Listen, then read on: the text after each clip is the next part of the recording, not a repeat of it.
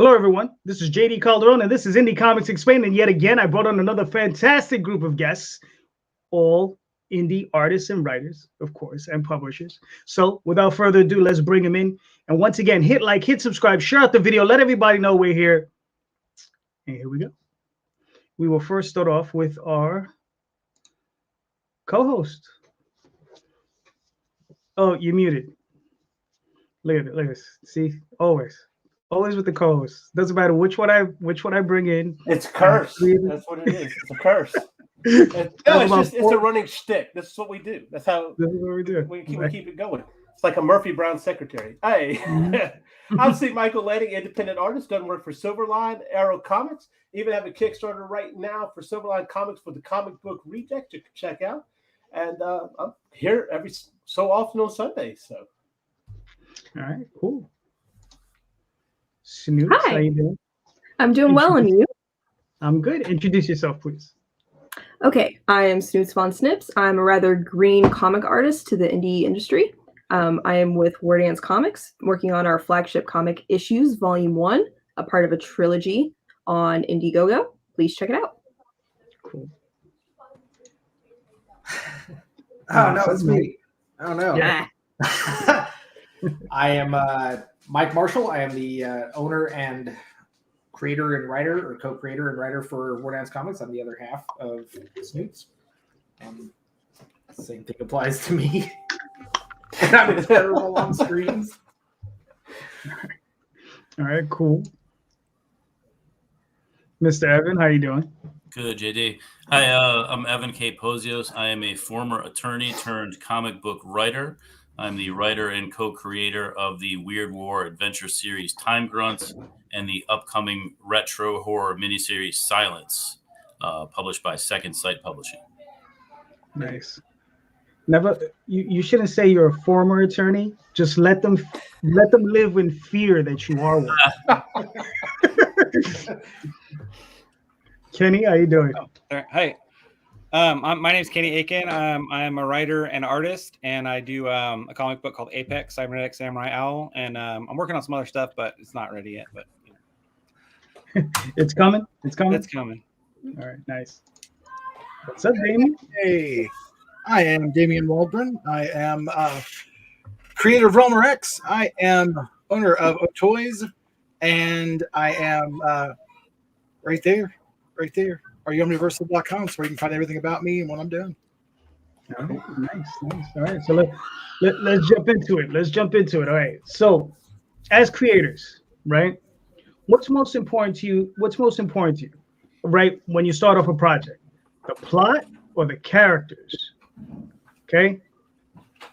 We'll start at the bottom. Well, not you know what I mean. Mr. Damion, you're up. I started at the bottom. Now I'm here. All right, you're down there. You're not at the bottom though. Characters. If you don't have good characters, you can have a story.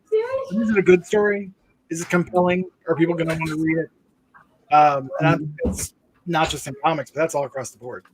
That's media in general. If you don't have a good character, if you don't somebody that people can connect with,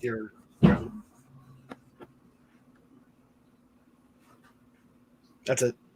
That's all you got, Damion? I thought he froze for a second. Me personally, I always start with characters. Whenever I create anything, the character is going to affect the events of the story as much as the events of the story are going to affect the character, or should, reasonably speaking, depending on what type of story you're telling. Yeah. All right, cool. We'll let you off the hook with that one. Kenny, you're up. Characters, I think. I generally almost everything I make starts as a doodle in my sketchbook. So, I mean, whether it's just like some random ass thing or whatever, that just turns into something else. I mean, that's pretty much it. I mean, yeah. Okay. I don't really have much to say about that. All right, Evan, what you got? Well, I think whether your story is plot driven or character driven, you have to start with emotion. You have to infuse whatever you do with emotion. It's got to come from the heart, and it's got to be relatable to human beings in general. Mike? I would like to point out that was not one of the choices, and that he cheated, making the rest of us look bad. Well, actually, fuckers, it's I would also agree as far as character is concerned. I started out doing like short stories and whatnot, so it was always like the idea in the first place. But before I could fully get a whole plot and a whole story down, I like to flesh out like who the character is, and I feel like that really drives what would happen. Like even when I would have I want this to happen, I'd get a character and go, you know what? By the time I get to that point, that's not what that character would do. You know, like this is what would actually happen, and ends up most of the time making it a lot longer than I intended it to be in the first place. But generally, a good fleshed out character would drive the plot for me a lot more. Yeah. Snoots. I'm going to agree with everybody on the characters front. As much as I love history and lore, and I love delving into that aspect of things, but the longer I've hung around Mike, who is a writer, whereas I'm just kind of an artist, I've noticed like in movies and books, I tend to get annoyed with like the MacGuffin, where a character does something that they normally wouldn't do just to drive the plot forward. That really just takes me out of whatever story is happening. So I really think that characters are more important, because if a character wouldn't do it, it shouldn't happen. And yes, things happen to characters, whether that's to drive plot or character development or whatever. But when a character decides to do something, it has to make sense. And if it doesn't make sense, then it's a poorly written plot. So I think characters are more important in that regard. Okay, cool. Mr. Lanning, what do you got? Okay, I'm not trying to disagree with the group. And here's the deal. But disagree. Wait, because you asked what would you come up with first, which was story or character. Well, plot is what you said. And to be matter of fact, there's a difference between plot and story. The story is the theme of what's going on. And that, to me, is what's central to understanding what I'm about to go into. That's going to feed both your plot and your character. So, to me, I have to figure out what theme do I really? What am I trying to tell? Am I trying to tell an action adventure where it's just like your regular hero's journey? Okay, if that's the case, then I'm going to have to create a character that's like that. And yes, when you create a character, they have a tendency to take a mind of their own, and they'll take you in certain places. Very, very rarely do you end up exactly where you were planning on going from the beginning. You know, that's how it is. But I think the story has to help inform what you put in those characters, what you put into that plot. So I will have to say story and then characters close behind it. I don't think it's not an either or, it's an and in both. Maybe does that make sense? Yeah. Well, you know what's fantastic about this? Nobody's wrong. Right. You say that. But... well, we have, as individual creators, we have preferences, right? Because that's what it is. It's just a preference. Yeah. You know, I tend to start off, it depends. Sometimes I start off with a story. Sometimes I start off with a character. So it just, you know, sometimes I have a group of characters. I'm like, what am I going to do with these people? And I'm like, okay, now I got to build a story around it, right? Yeah. And then that's where the plot becomes important, because you can have the greatest characters in the world. They're all friendly and loving and all this good stuff. And they're like, and then you're sitting there going, shit, what am I going to do with them? Right? This is what I think happened with Disney and the Star Wars characters. They're like, oh, we got all these fantastic characters. We don't know what to do with them. And they fucked it up. But that's a story for another day. I'm sure I have differing opinions about that. We don't need that discussion tonight. Right. We don't need to go there. But hold on, I want to pull these up. Justin says, yo. Oh, says, hey, yo. What's up, Marvin? Mike Jimmy says, what up, lovelies? And he says, character all the way. There you go. So there you go. All right, Mr. Lanning, you're up. Okay, I'm kind of spitballing here since we're talking about characters. So how do you create those characters? Are you having an idea of these characters before you bring them to the page, or do you just put pen to pen? Do you put pencil to paper and just start drawing, and they come out? Like maybe you have a theme, like cyberpunk or horror or whatever. So what inspires you to create the characters that you're going to create for your story? I like this thought process at first, or is it just a automatic writing type of thing? I like this. Damion already looks horrified. Kenny, you're up.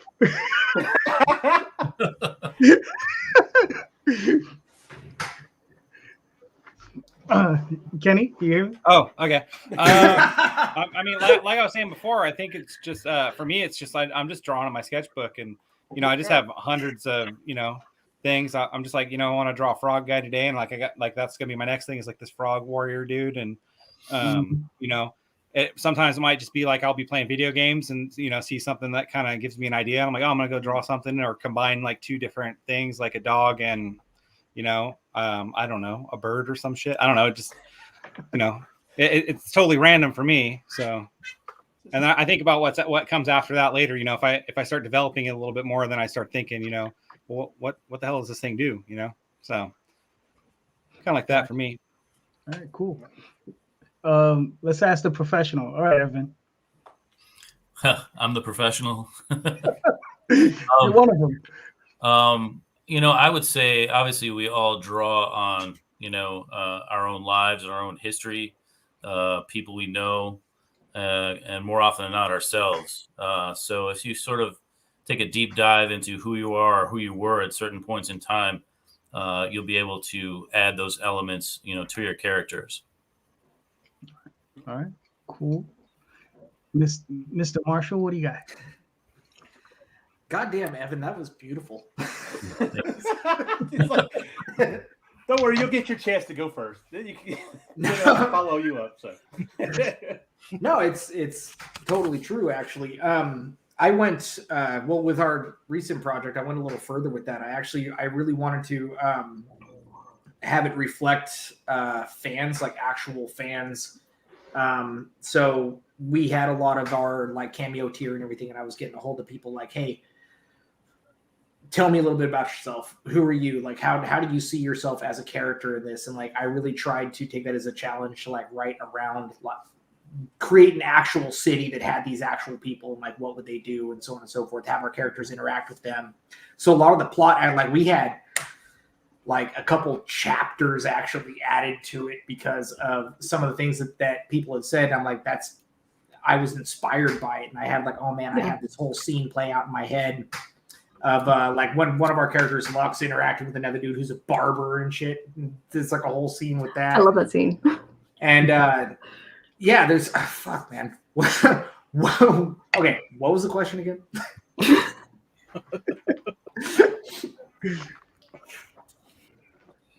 He's muted again. You're muted again, dude. What are you doing, man? I'll explain. My mic is faulty over here, so the back. Blame the equipment. That's right. It is. I'm telling you. Always blame the equipment. That's my sword. I'm sticking to it. I got a lawyer below me that can help me out with that. No, but you did. You answered the question. You said you were bringing the characters before you came to the page. That was a great answer. Yeah, I'm sometimes inspired, how Kenny said, I'm sometimes inspired by playing a video game or something like that and just working out on something else, be oh yeah, this, and kind of my own headcanon or something like that, and that'll create a character there. But with what we've been working on for the past however many years now, that's really what it's been. It's been a lot of our own experiences of what we feel reading comics and, trying to do the whole by fans for fans thing and really bringing our own experiences with comic characters that we love and then talking to our fans as well, or our backers, I mean. And that's really how I've been writing scenes and writing characters and everything. It's all personal experience. All right, cool. Who disappeared on me? Damion. He had an error. He snuck out. Some bitch. Snoots, you're up. Well, I'm working on a project with Mike, so I'll not say what he said and just repeat it.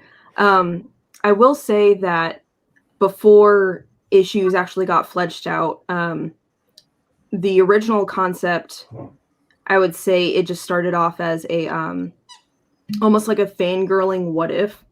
Mm-hmm. So it was it was an awful idea, but it was what if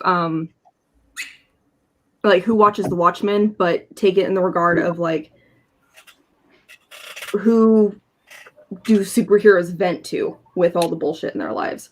So I developed a character that would answer that question, the person that superheroes would vent to, and I spitballed it to Mike, and he's like, "That's an awful idea, but here's what you want to do," because he's actually a writer and I'm not. So issues really developed over, like he said, fangirling of like, okay, so if we're going to take superheroes, how would they actually work in real life? And we started developing like based on how people would actually react. So not just like our friends and people we knew, but like scientifically and physically and metaphysically, like how would that properly function? So just taken through it logically and yes, emotionally, but that's really my experience in building characters is start off with a vague, shitty idea and polish it till you actually have something to work with and give people a reason to give a shit. I mean, a few of you guys even said that with like plot versus characters. You have to have a reason to care. Otherwise, you don't have anything. Exactly. Yeah. So, yeah. Damion, you made it back. I did. I wasn't scared. Was it so dark and lonely? I went away. I was in a dark place. I start with emotion. And usually very one-dimensionally, like a song, a spark of feeling, or I'll get inspired with other comics or books or something, and I'll have this idea will spark, the seed will spark, and I try to build off of that. Logically, I sort of have this. I have a personality that starts to develop, and then I start to, put the pieces together. Who is this person? Where did they come from? How did they get to this place in time? When I see them in my head, and then I go to the sketchpad and I start pencil and paper. I'm waggling this thing around, but I always create characters on paper first. It's the way I learned to draw. So I go back to the well to do that, then build off there. And then as ideas spark in my head about like what they're wearing and tattoos or hair, those sort of things, it sort of just starts to build. And I realize now, like with Realmer, I realize that the reason that I have not been able to continue with the characters it needed to develop, and life got in the way. And you gotta live life. Like you gotta go to work, and you have to. I raised a son. I got married. I got divorced. I got married again. Things happen. And to Evan's point, all of that informed that character and those characters that are built from it, and those stories that are going to come out from that. All right, cool. Yeah. Now, Mr. Lanning, I got a question for you real quick.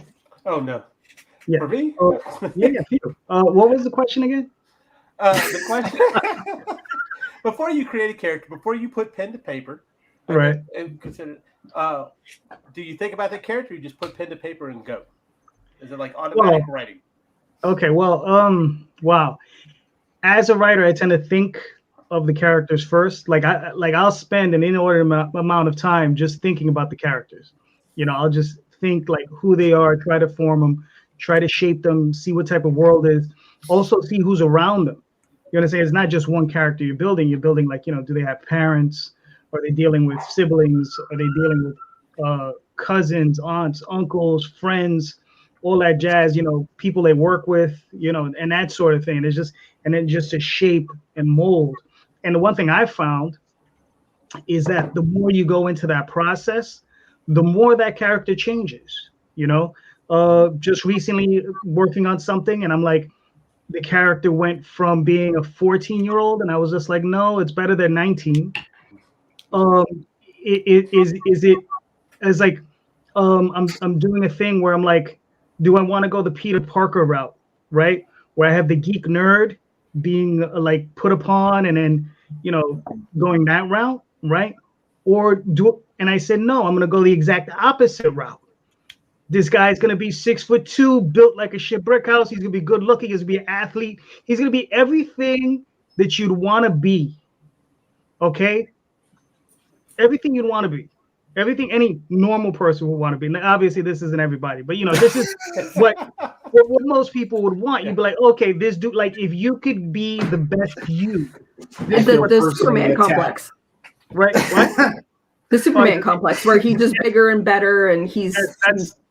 the pedestal. Yeah, exactly. But the thing is, though, is that I was like, what do I do with that now? Because that's where it becomes interesting for me. Is like, is he a shitbag? Is he a good guy? Is he a nice guy? Right? What's his dilemma? How do you put that person through something where they're gonna be like, I was like, fuck, I would rather be Peter Parker right now. I'd rather be that guy instead of this guy because of what he's going through. Right? So how do you change up that dynamic? Right? What do you got, Mike? I love you so much sometimes, JD. I love how nonchalant you just told a whole panel of just comic dorks that a normal person would want to be like. Well, why does everyone just let that go? You got to call him on this shit, man, or he's going to keep doing it. Listen, there are things like, look, we're all looking at superheroes, right? So we're all looking at that peak human, Superman. Right? Yeah. You see Superman, you say, oh yeah, but he's called Clark Kent. But I mean, Clark Kent is still 6'2" and built like a shit brick house. He may dress schlubby, but he's 6'3", isn't he? Isn't he 6'3"? Well, 6'3". Semantics.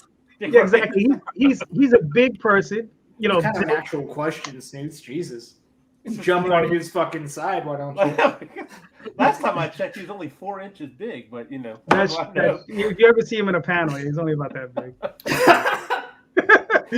but anyway, that's my thought process. It's just one of these things where sometimes I feel you have to turn that dynamic upside down, and you just, even when it comes down to characters, it's great to look at it from all different. I'm just trying to how do you mix it up? Do something a little different. You know what I mean? So yeah, that's my lunacy. All right, I got one for everybody. Oh no.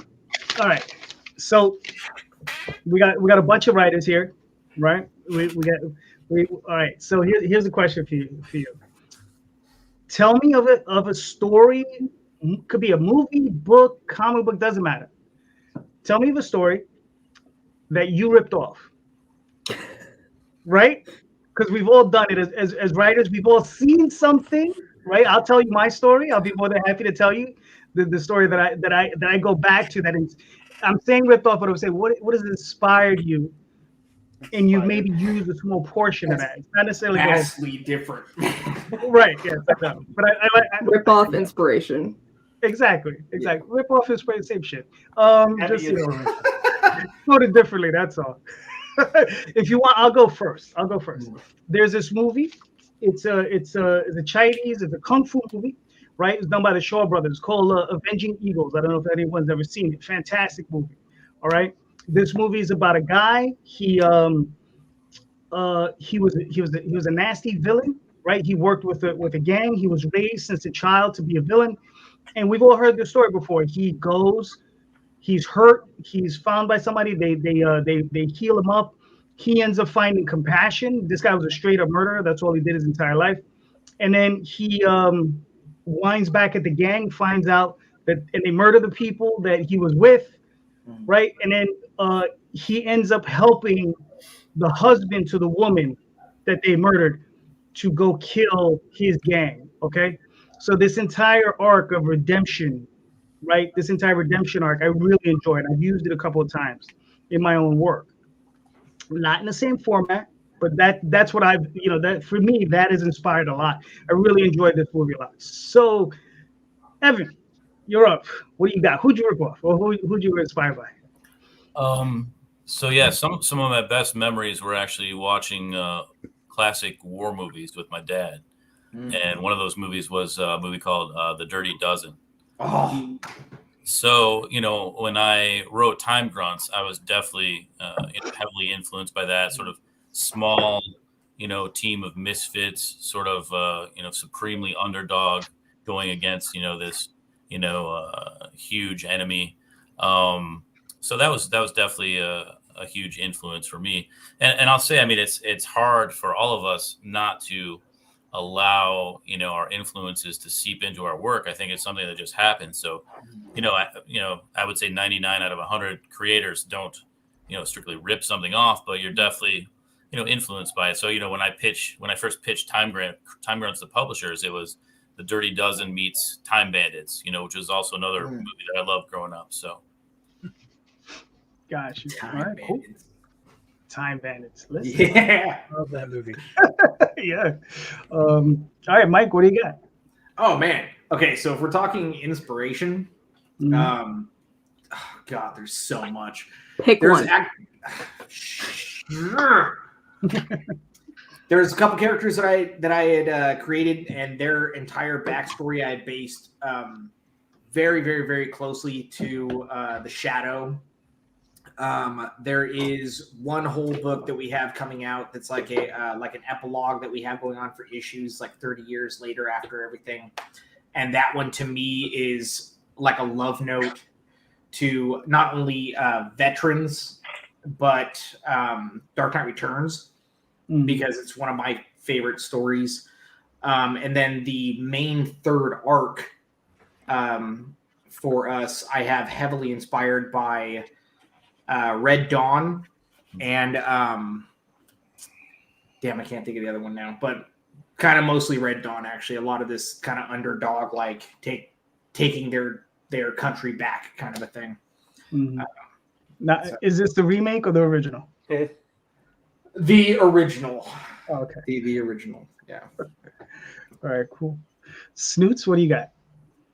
I will say that my this is gonna age me. My first video game series when I was a kid was Jak and Daxter, and I followed that franchise very closely as the games came out, and it's got like the hero not knowing they're like the chosen one. It's got time traveling, elf looking characters, very, very anime styled. And I think all of that video game influenced a lot of aspects of my life, writing, art, so many different things. So I don't know, to keep it short and sweet, I would definitely say it has influenced a lot of different areas. I'll say on the flip side of that as well, Snoots actually had some of her stuff plagiarized too. Actually, in the first place, when she first was pitching issues, one of her buddies worked for, what was it, College Humor?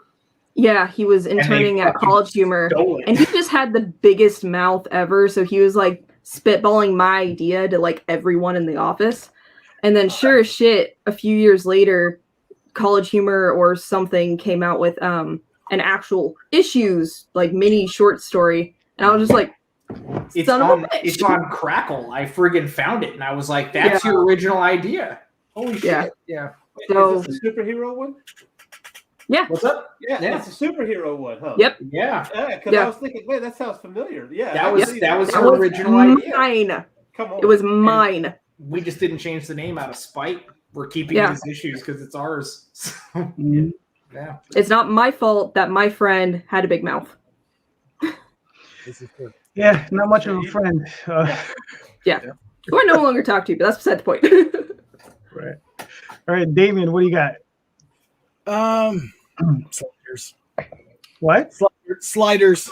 Sliders. Oh, To a degree. Is that the time traveling one? Yeah. Well, it's a dimension one. Yeah, that one. Yeah. It That's a good show. heavily inspired my character. That and Nine Inch Nails, actually. Trent Reznor specifically. Like the original version of my character. That's why if you look at him now, he has like little bits of fishnet in different places. It looks like armor. It's fishnet. Because originally he wore a fishnet shirt. That dates me. 94, 95, I think. That's when I was born. Oh man. Don't give us more. Don't give us a reason to hate you. I wear a hat for a reason, okay? I've had enough of that this week. Now I can't hear anybody. Okay. Yeah, sliders kind of. I was thinking about it, and I'm like, a little bit of everything, like aspects of things, but not any like wholesale kind of.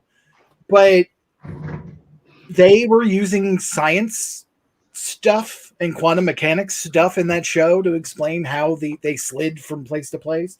So it kind of like lifted that because it was more of a sort of a ubiquitous way of saying, I'm going to open a door here and go here without, and the way that they were always kind of in the same place, but not. Yeah. Sliders. Hey, listen, you can do worse. Well, Sliders, good show. It was. Yeah. Until they kill the professor off, and then right. Can't have everything, right? Yeah. Kenny, what do you got? Sliders, man, that was a good show. I just want to talk about that for a second. What else? Briscoe County, you remember that one? Oh yes. That shit was good, right? That was about the same time frame, I think. Yeah, it was. I was a little kid back then. So. That's how I know Bruce Campbell, honestly. I don't tell people that often. It's like on Friday nights before X-Files. Like 9 X-Files used to scare the shit out of me. Anyways, I think I did a lot of the early Apex stuff was kind of inspired by Weapon X and like the Weapon X origin story with the like I was kind of like the imagery of the like the tank with the guy in it and he's like getting experimented on and shit, you know, and that kind of thing, and like it breaks out and just fucking, you know, mutilates everybody. I always kind of thought that was a cool thing, so I included that in that's part of Apex's origin story. And then for other things, I don't know. I like to listen to music a lot. So, you know, like a lot of rock and metal and shit. So sometimes I'll hear a lyric or something like that, and I'll be like, oh, that sounds kind of cool. Like what kind of, you know, how would that look visually? You know, and kind of include that in, you know, some things. I can't think of anything off the top of my head specifically right now, but you know, sometimes I'll just be drawing and I'll just, you know, throw something down and it'll be kind of cool, you know. So. All right, cool. Mr. Lanning, what do you got? If I had to say anything about ripping anybody off or ripping anything off, would probably be the Oz books. Honestly, just and not necessarily their plot of their story, but their setup. Like, you know, she goes to one thing, the other thing, almost like the Alice in Wonderland type storytelling. Yeah, you know, I always worked in threes. Like there had to be 3 things that I don't know why it's a tick. I don't know, but it had to be like three oddities that the character has to come across, kind of like Homer's Odyssey. You know, 3 things that character comes across before coming to the end that kind of made it feel like a whole story. I think one that, oh my gosh, one movie that I think really tells like that kind of story, makes it a full story, is actually Finding Nemo. Just that, you know, there was about 3 different things that happened before you got to not necessarily the point of the story. It all helped the story, but you know, so that's something that I've kind of ripped off in the way I create or write anything. So, gotcha. Or even draw for that matter. I'm weird. What can I say? We're in a house of weird, so it's okay. Right. All right. Miss, what do you got? All right. So, is there any artist, writer, creator that doesn't get much renown that you believe deserves a lot more attention than they get? This could be a comic artist. This could be a novel writer, a poem writer, whatever. Who inspires you that you think deserves the renown that they're not getting? Cool. Mike, you're up. Oh, shit. It's almost like he knows. So I had actually stated in my most recent update that I had a lot of inspiration actually from JD. It's gonna sound like I'm kissing ass, but it's true. I actually and reading through some of his stuff, like I really, really like I grew up just a huge friggin' dork. Like, you know, I wasn't you know, like living in the basement and that was my only outlet to anything or anything like that. But I always really liked horror and high fantasy, and like Beastmaster was one of my most favorite movies ever, and like legend and shit for the longest time. And it's fucking really good. it's just really good. And then like all the what's up? So that's the FBI slowing him down. He said Beastmaster was one of his favorite movies. They don't like that. Yeah, you froze a little bit there. Oh, shit. You froze for half a second. It was just funny. Luckily, I have my lawyer right here. So. No, but like and then every little like hiccup that we've had trying to get into our, you know, get our comic going and whatnot. And then I would just get this like kind of random message on Facebook, JD, like, hey man, let me know if you guys need any help. Like, this is what I would do. I heard you guys are messing up. Like, that's one of the reasons why we have an external hard drive and shit now, and he's been helping us out a lot. But like, I just reading his stuff or whatever, like he really knows his shit. He's really good, and I feel like a lot more people should know who he is. That, and I think Gary Shipman, as far as his art, I don't think he gets enough play. Yeah. All right, cool. So.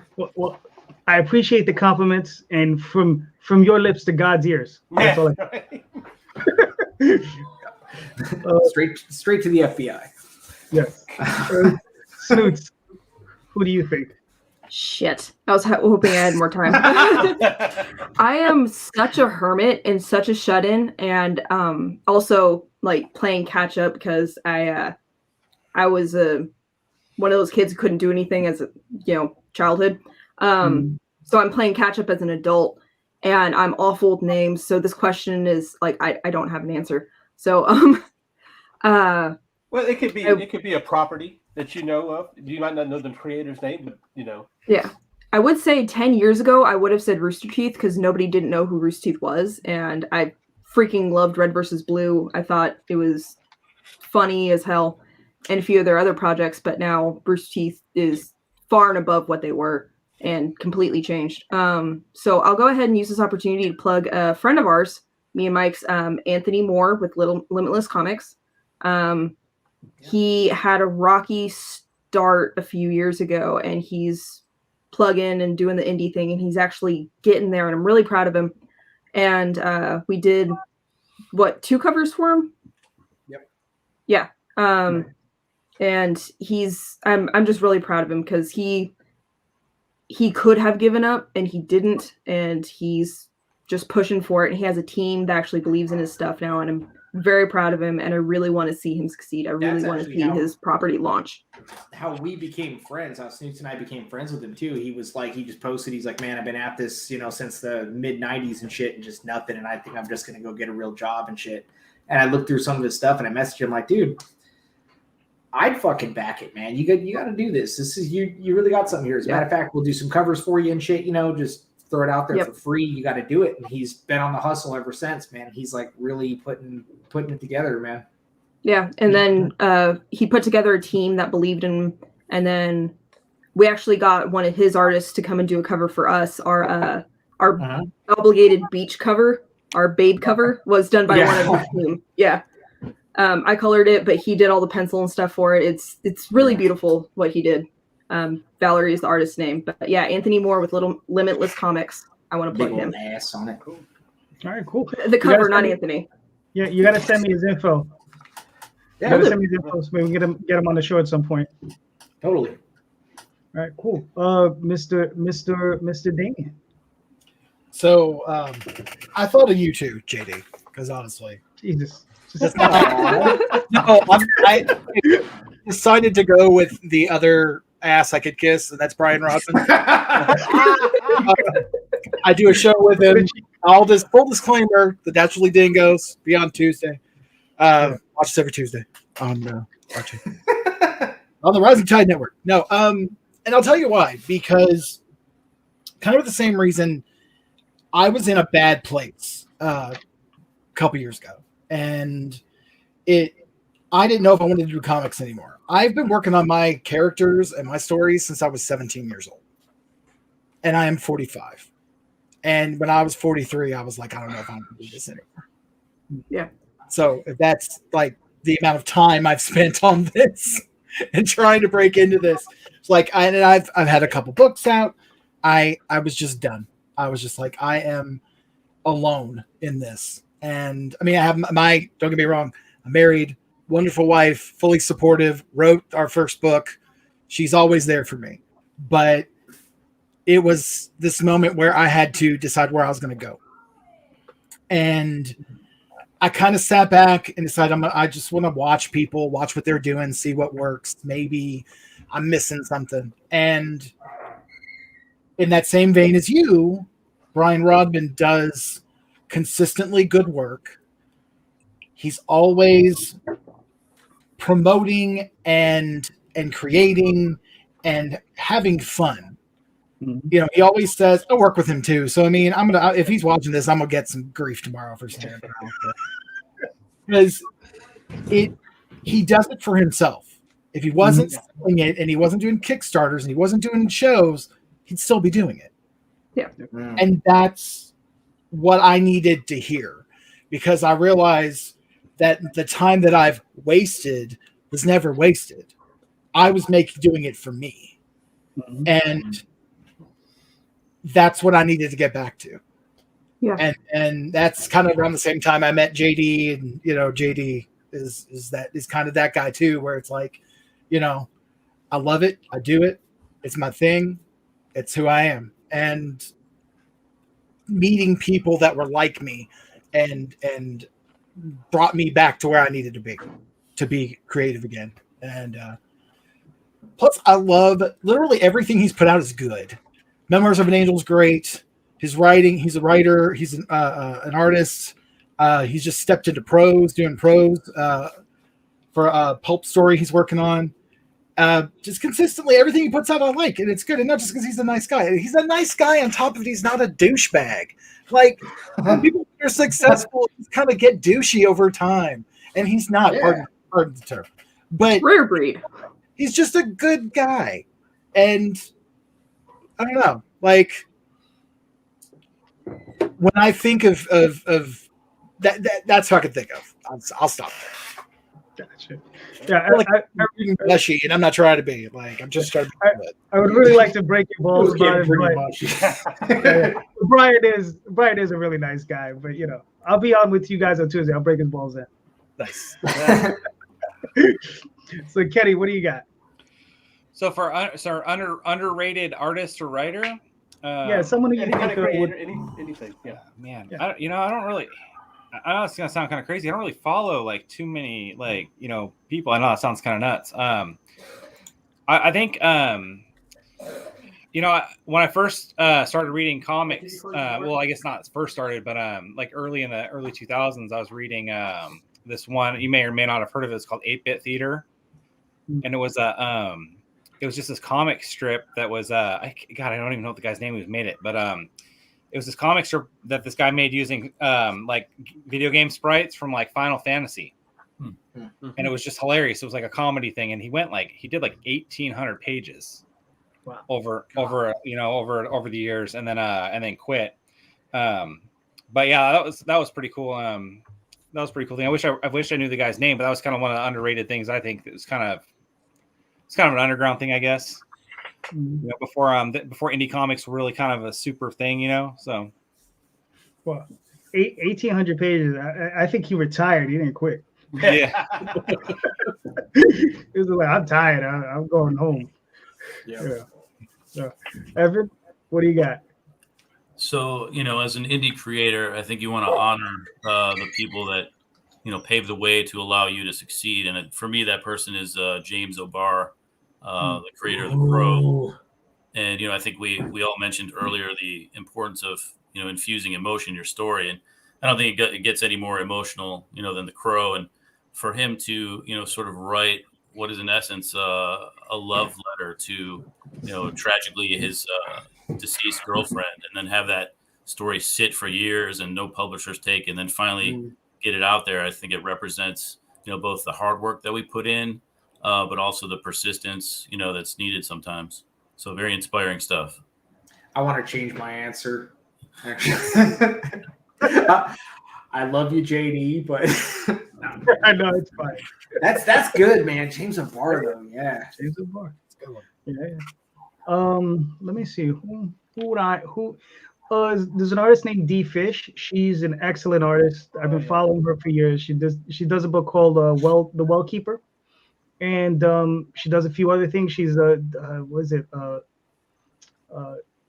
something D. I forgot the name. She does a strip, but it's The Well Keeper is the one that's really got me into her work, and I love that book. And it's one of these books that I've always felt that's deserved to be more, or to be recognized, more. I mean, she's an incredible illustrator. She's a fantastic writer. She does it all, and she's great, and she's one of the people. Another person is actually somewhat famous writer who a lot of people are forgetting.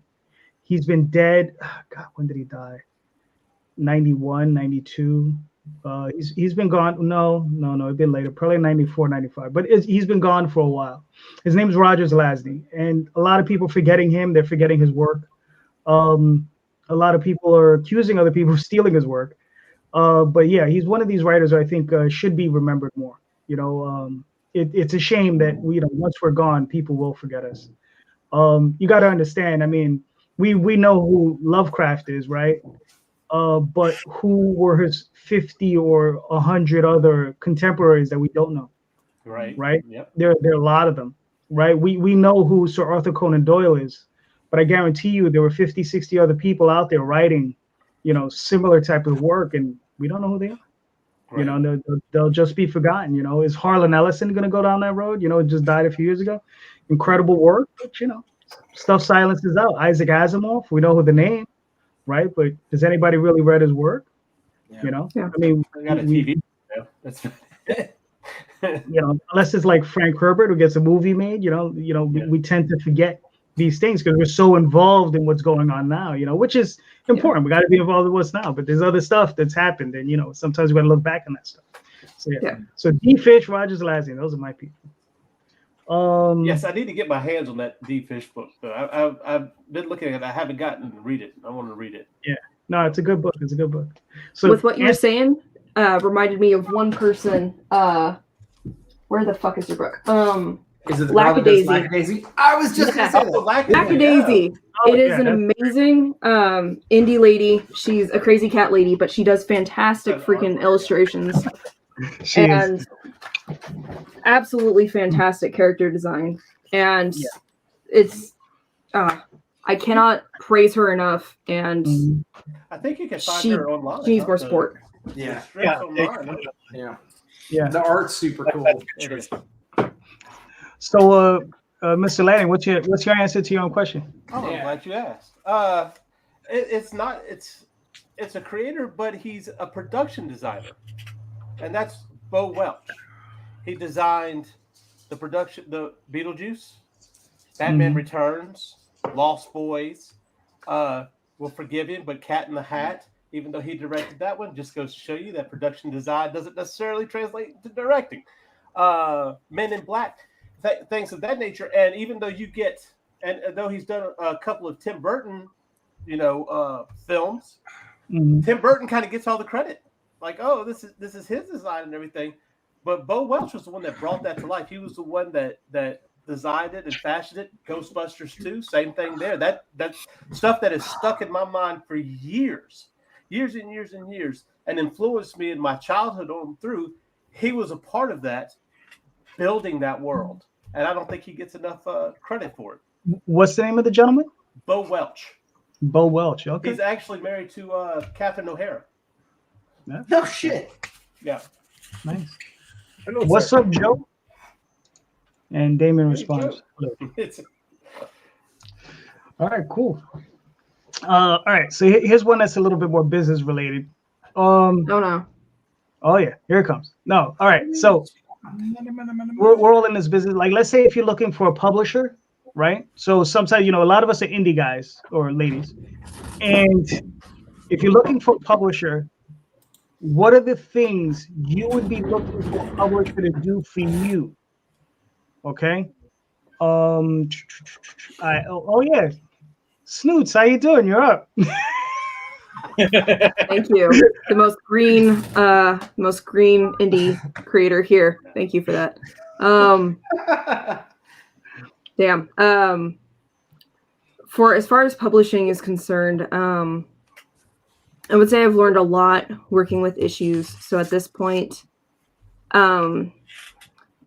distribution, marketing, and printing would be my main concerns, because I am doing art full-time. That is what I'm doing.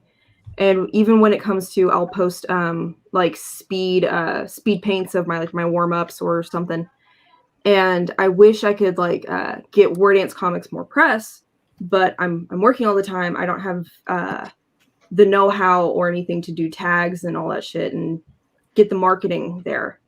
And like printing equipment costs a lot. Distribution is a whole other thing. And so when it comes to a publisher, I would want somebody to be able to market the name and get it out there and get the product to people with a quality product.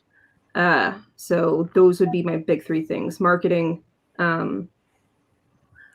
Shit. Thank you, brain. Awesome. So yeah, you guys get the point. Yes, we get it. All right, cool. No, yes, you did it. You did good. You did well. Thank you. David, what do you got? Yes, agreed. Okay, Kenny. I win. Too. The other thing I think too is, I'm always looking for people to work with, because this is kind of a collaborative business. So anytime I can meet new artists or writers and stuff like that to do collaboration with, if that kind of goes in with a publisher, there's other people that work under that publisher, that kind of thing. I have a lot of friends that have working for different publishers around all over the place, so that type of thing. And then the other thing too is if I'm going on the road with to go promote at shows and stuff like that with the publisher, it's got to be with people that I like. I don't want to go hang around a dude for a whole weekend that I can't stand. So yeah, but that kind of thing's important to me too. Wanting to get along with people that I mostly get along with everybody for the most part. But so there's some people that are kind of hard to get along with. So, but 3 days in a hotel room in a convention, like that, you're doing that kind of thing. Traveling around with people and stuff like that kind of thing, drinking in bars and shit. Yep. Gotcha. All right, Evan. Before we move to you, I'm gonna give Damion another shot. All right. You got anything for us, Damion? I feel like the reason why I agreed, my weaknesses are social media. It's not that I don't know about it, and it's why I have like Hootsuite where I can hit everything at once and pop things out. I can do. I'm a graphic designer. I'm educated in graphic design, so I can also make all my own marketing and all that stuff. I can do all that. I do my own coloring. I do my own lettering. I do my own everything. I don't have collaborators. So, that's not true. I do have collaborators, but they're mostly writers. So it's a situation where I need somebody to help with my social media marketing and getting the books made. And, I plan, if that were to happen to me right now, I would basically, to a degree where I could quit my job, I would get in my car and hit every con I can and just hit that beat and just keep going. So hotel accommodations would be good. Some sort of like financial, support on the back end. I'll do the work. Just, give me the chance. But subtle ad there for anybody. No. Wink, wink. Yeah, I feel like she hit all the points that I would want if I were in that situation as well, which is why I was just like agreed. Yeah. Right. Cool. I got you. Yes. Evan, so what do you got? You being the person who's mostly into this. Yeah, so if you go the traditional publishing route, the short answer is you want to find someone who's going to treat your baby as if it's their baby. Promote yourself, your brand, and your property in a professional manner. Get reviews, get out there in social media, like everyone said. And then I think the other thing is, reading between the lines, literally, someone that's going to maybe not take a hefty percentage of any multimedia rights in the future, or if they do take a chunk, that they're very proactive in shopping your property and they have some connections. So I'm extremely happy with Second Sight. They've done a fantastic job getting the word out about Silence, getting reviews done. I think pre-orders, I think we're at 2,800, and then they just extended the FOC till tomorrow. So it'd be nice to hit that 3,000 number. Cool. Now, I got so not necessarily Second Sight, but I know you worked with a number of publishers, right? because my main concern, as you know, like I said, I'm doing what I'm doing now as a self-publisher, but I have an end goal where eventually I would hopefully like to either be with another publisher or I'll end up in Diamond on my own or whatever. But my big concern is rights. What type of percentages are you looking at as far as what your publishers are taking? Not necessarily second sight, and I don't want any exact numbers because I don't want you to get into any trouble. What do you think is fair in general? Well, I mean, it's tough because when you're first starting out, you got to basically take what you can get and then, work your way up the ladder. So, I mean, to start out, 50-50 is something that's pretty common, unfortunately. But that being said, there are certain publishers who maybe seem to have better inroads in terms of multimedia. I think Scout is up there. Vault Comics also. It seems like Behemoth is making some inroads as well in that area. So, do your homework, get out there and talk to other creators, see what they think. That's a good way of feeling people out before you even submit. And be patient. It's a marathon, not a sprint. So keep improve your storytelling, improve your product, and good things will happen. Gotcha. Okay, cool. Because you know what it is when I was doing stuff way back in the day, just around the time Snoots was being born, it was like 70-30. It was like a 70-30 split. That's usually the numbers that I heard. Like I hear now 50-50, and I'm like, what? 50-50 for what? Right. You know what I mean? Because that's my big question is like, what am I getting for that 50%?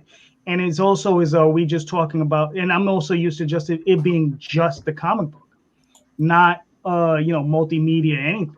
You understand? You just get the rights to print the book. That's it.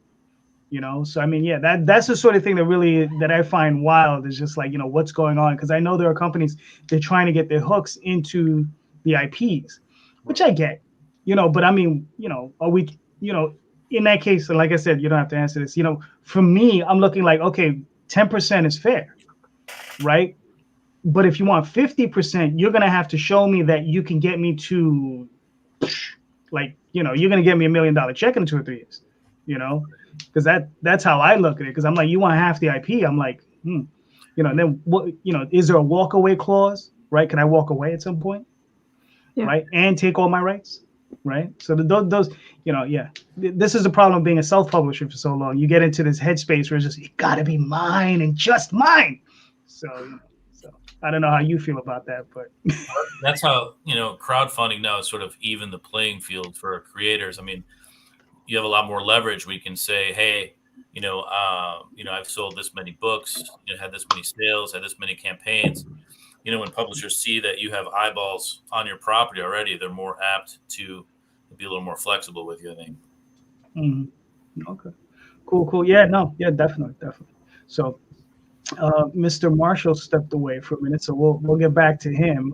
So we're up to the co-host. What do you got to say? Oh, I can't say it any better. When we first started, I had an idea. Now we're coming to it.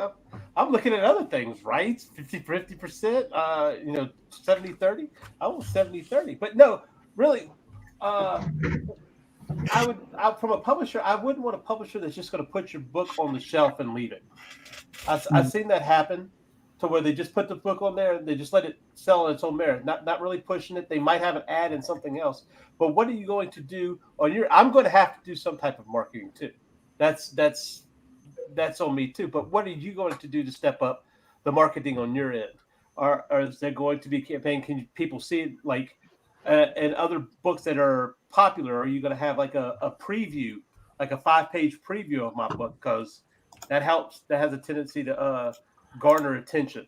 An ad. Are you going to have a full-page ad or a significant ad and previews, things of that nature? If I'm going to be part of a publisher, they have to meet me at least neck and neck as far as marketing is concerned. What I can't market to, you'd have to pick up the slack on that. Like going on shows and interviews and things like that, I could do that. But as far as getting out more and more to the masses that I can't reach, where are you going to be at for that? Gotcha. Quick question, Evan. Did you find it easy to negotiate with a lot of these publishers? No, I mean, you're a newbie. You basically have to take what you can get. Some are more flexible than others. Like I said, Second Sight's been fantastic. As for my contract, I have full control of any multimedia rights. I've got a 70-30 split on books. It's a shorter contract, shorter duration, 3 years, as opposed to previous contract I signed was 5 with a publisher option for another 5. So, like I said, you kind of work your way up the ladder and get better deals as you go. Gotcha. Okay, cool. No, that's excellent. Yeah, because I sit back and I'll be like, well, I always try to get in a clause where I can walk away at any time. I don't know how you feel about that, because I'm like, if I ever butt heads with the publisher or an editor over there, I'm gonna be like, well, I'm done with you. But that's just me. That's like I said, it's a self-publishing thing, just doing it myself for so many years. I don't like being told what to do. So, Mike, what do you got? What do you think? What are you looking for from a publisher if you were to go that route? Man, I was really hoping you guys were going to pass me up.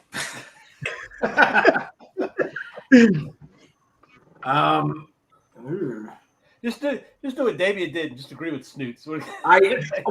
That's okay. I was trying not to, because I kind of do actually. Just out of hey, I'm not agreeing with Snoots. Yeah, just out of sheer principle. Like, yeah, you guys don't have to live with her. She's fine. She's great. No, I think like kind of keeping us out there and keeping us relevant as far as like social media and whatnot, like how dude was saying. I'm relatively younger, but I'm not a big social media guy. I have a saying that I like to say all the time that is, I don't know shit about fuck, because it's true. I don't know anything about computers and friggin' social media and all the digital art and everything that I know I learned from Snoots. So as far as like getting us out there, like we just kind of, it's just us. We've been kind of trying to, just do it ourselves and literally take the independent comic thing, literally. Yeah. And I'm not too proud to admit that we need help sometimes with a lot of things like that. Plus with, everything that happened with our comic as well, like we had to step back. We were kind of in this mode of doing streams and whatnot, all the time, and kind of like getting us out there and everything. But then I made the professional decision really of like, instead of doing streams and trying to get new backers and everything, we need to fulfill and focus on fulfilling for the backers that we already have. So I was like, we're not going to do it anymore. And we just kind of pulled back and just put our nose to the grindstone, just try to get everything caught back up, because we have people that already paid for it. They're already sitting there waiting for it, But in the meantime, like in this market, what I've seen is that you can fade into obscurity like immediately. If you're not out there ranting about something like, oh my God, they made someone gay and I'm pissed about it. Like, if you're not out there doing that all the time, people are just like, who the fuck is this guy? When really, like, we love our story. We love our backers. We're really trying to get a good product. And I feel like, I don't know, we kind of got to take the loss on a lot of things and, make sure that the backers that did back us love what we got, and just rely on word of mouth, because we don't really know we don't know how to do the rest of it. We're not professionals. We're just fans. We're just dorks that want to put something out for other dorks, So I feel like if we had a publisher, or if we did and we wanted anything from that, it would be just kind of help on that end of things. We're not professionals. We need someone who knows how to be a professional in that regard. Yeah. All right, cool. You're on your way. We're trying. You're on your way to being a professional, because the thing is, you have the right attitude. You're looking to fulfill. You're looking to complete your work, and you've had this huge setback. We've all gone through computer crashes. Like, we've all gone through, right? Yeah. So you had this huge setback, and like, you guys, instead of like just disappearing, you said, no, we're gonna figure it out, and we're gonna move forward, and we're gonna do the right thing. That is something that legitimately, like, when it happened, like, one of the most, I'm a relatively humble person. Like, I talk a lot of shit, but I'm not like, I'm the fucking best thing ever. Like, one of the most like humbling things that I had to do recently with all of this is to go in there and be like, well, I need to post an update and be like, hey man, this is what's going on. If you guys like, I haven't spent 1 red cent of what you guys backed. So if you want a refund, cool. But if you're going to stick it out, I promise you this is going to be great, you know? Yeah. But yeah, like we almost were to the point of getting swept away with the whole, like, yeah, we're going to do YouTube. We're going to get in there and do all that kind of stuff. But I saw a lot of people like we didn't get like super chats and everything, but I saw a lot of people being like, oh man, I'm making a lot of money doing the YouTube thing. Mm-hmm. And as creators, I was like, I thought we were making comics. You know, I'm not a YouTube star. I have hard anxiety, like doing streams. Like I have to drink constantly doing streams. And so it's really hard for me. I can't just do that. And I see a lot of people doing that. And I see in the comments, I'll see people be like, hey, this is all great and you're super entertaining, but it's been 3 years. Where the fuck's my book? You know, I'm still waiting on one that's been, you know, like 2 years at least. I'm not going to name names or whatever. And I understand that things can happen, but I don't want to be associated with that, because we had something that was years before like the Comicsgate thing happened and this whole big indie boom and everything happened. We had something we were working on, and we were like, you know what? Now seems like the time. Strike while the iron is hot. We already had something going, and we didn't go in there and be like, oh man, everyone's making all this money. Let's go in there and make all this money. Let's grab our chunk up. But we were like, dude, this is what people want now. Now's the best time to really get it out there, because people actually want it now. So we wanted to do that. And now you get a lot of people who just aren't fulfilling. And I didn't want to be any part of that. So it was really hard to not kind of fade away, or not fade away, but just be like disappear almost because of that. A lot of people that you see are doing that.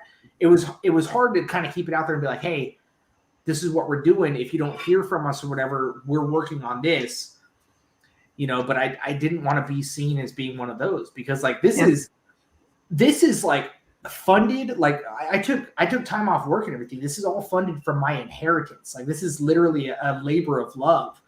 And, I had to end up going back to work because I didn't want to blow my inheritance, and I didn't want to start touching the money from the backers and everything. So I went back to work. So I'm working full time and doing this now. And I'm like, that's what we have to do now.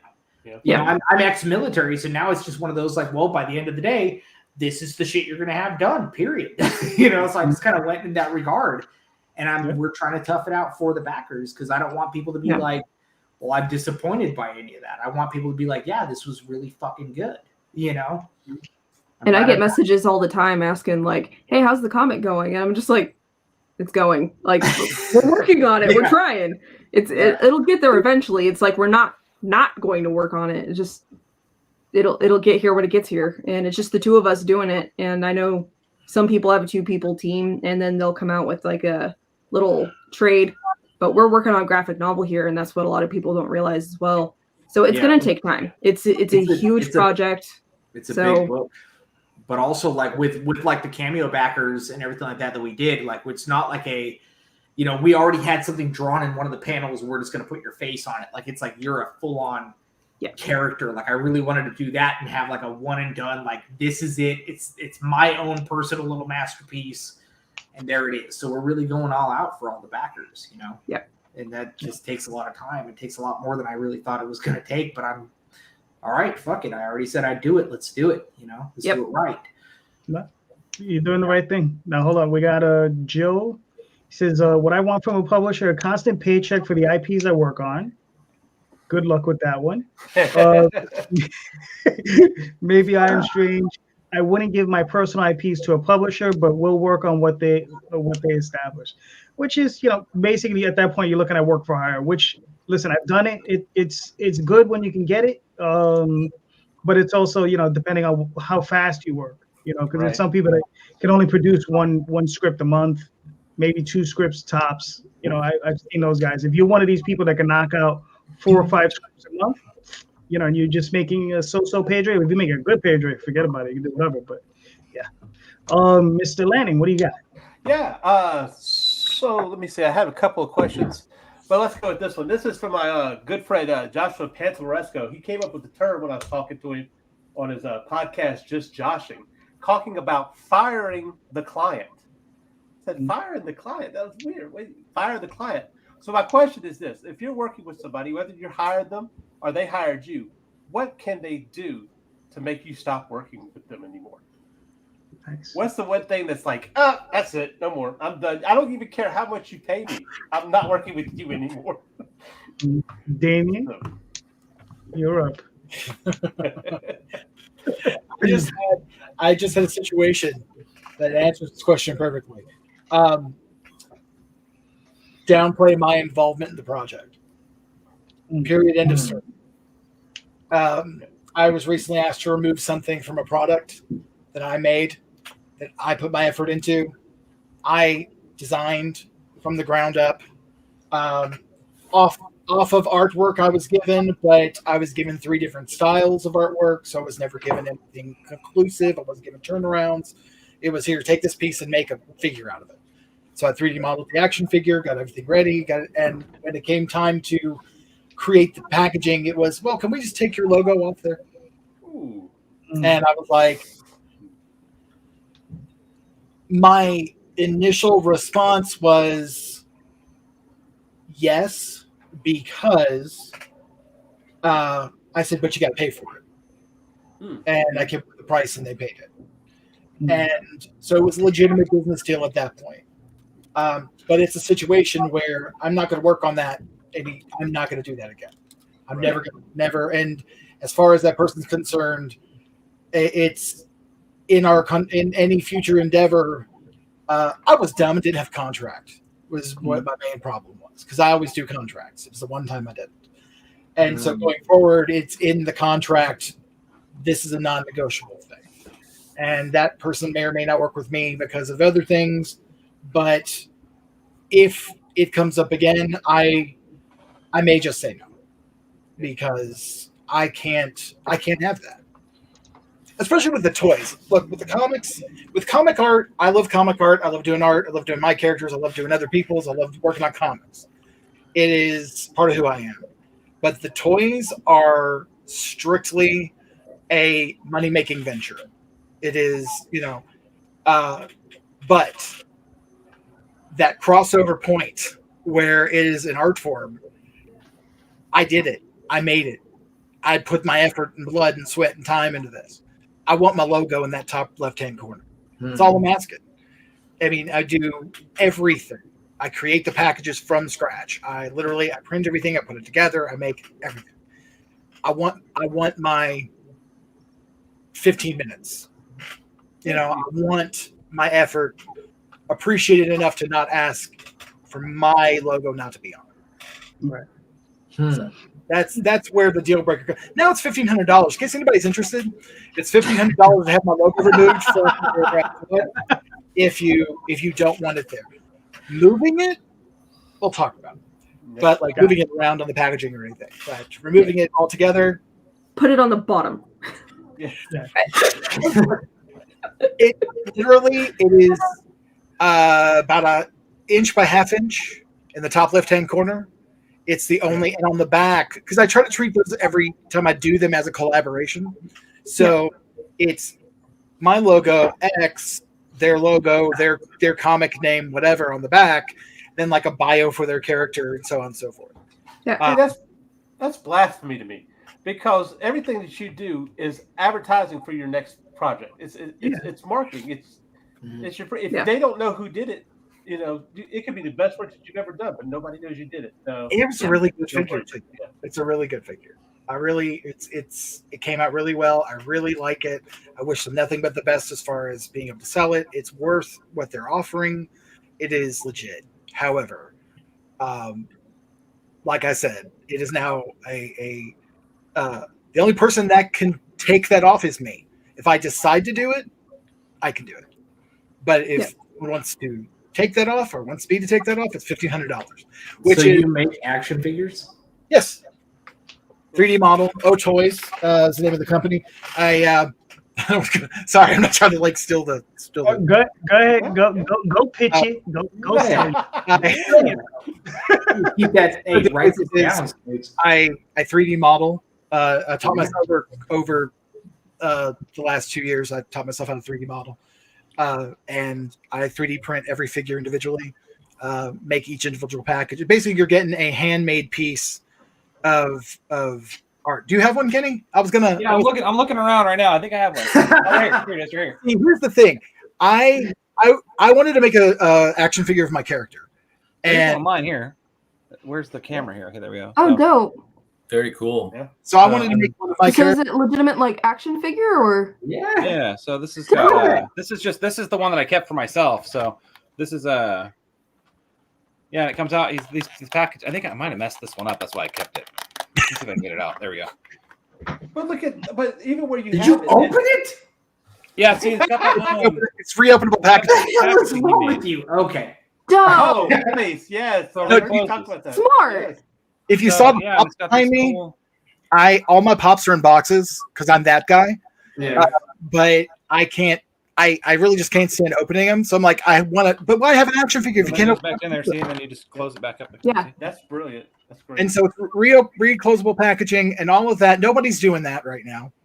Yeah. I think some of the real higher end toys, like the higher end Hasbro stuff, you can take it out and put it back, but it's not. You're still somehow damaging the packaging. This just opens. Yeah. See. That's my boy. He's my little man. I love him. But that's what I wanted to make, like that. That's Romer X is what I wanted to make, and the cheapest I found it was $250 for one well articulated figure. No shit. I could spend the same money on a 3D model or a 3D printer and teach myself how to 3D model. So I did. And I got the nebulizer right here. Oh, there you go. That's Brian Rogers' nebulizer. Great.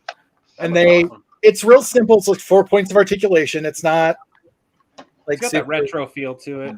Yeah. And I'm working today on new joints.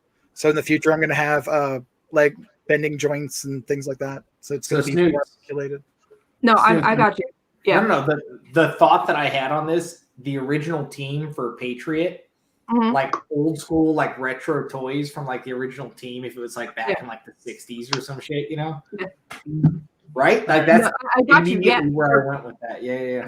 We're hijacking fucking JD stream though. So. Sorry. Future. Contact Damion afterwards. He's more than happy to sell you his services. Trust me. Yeah.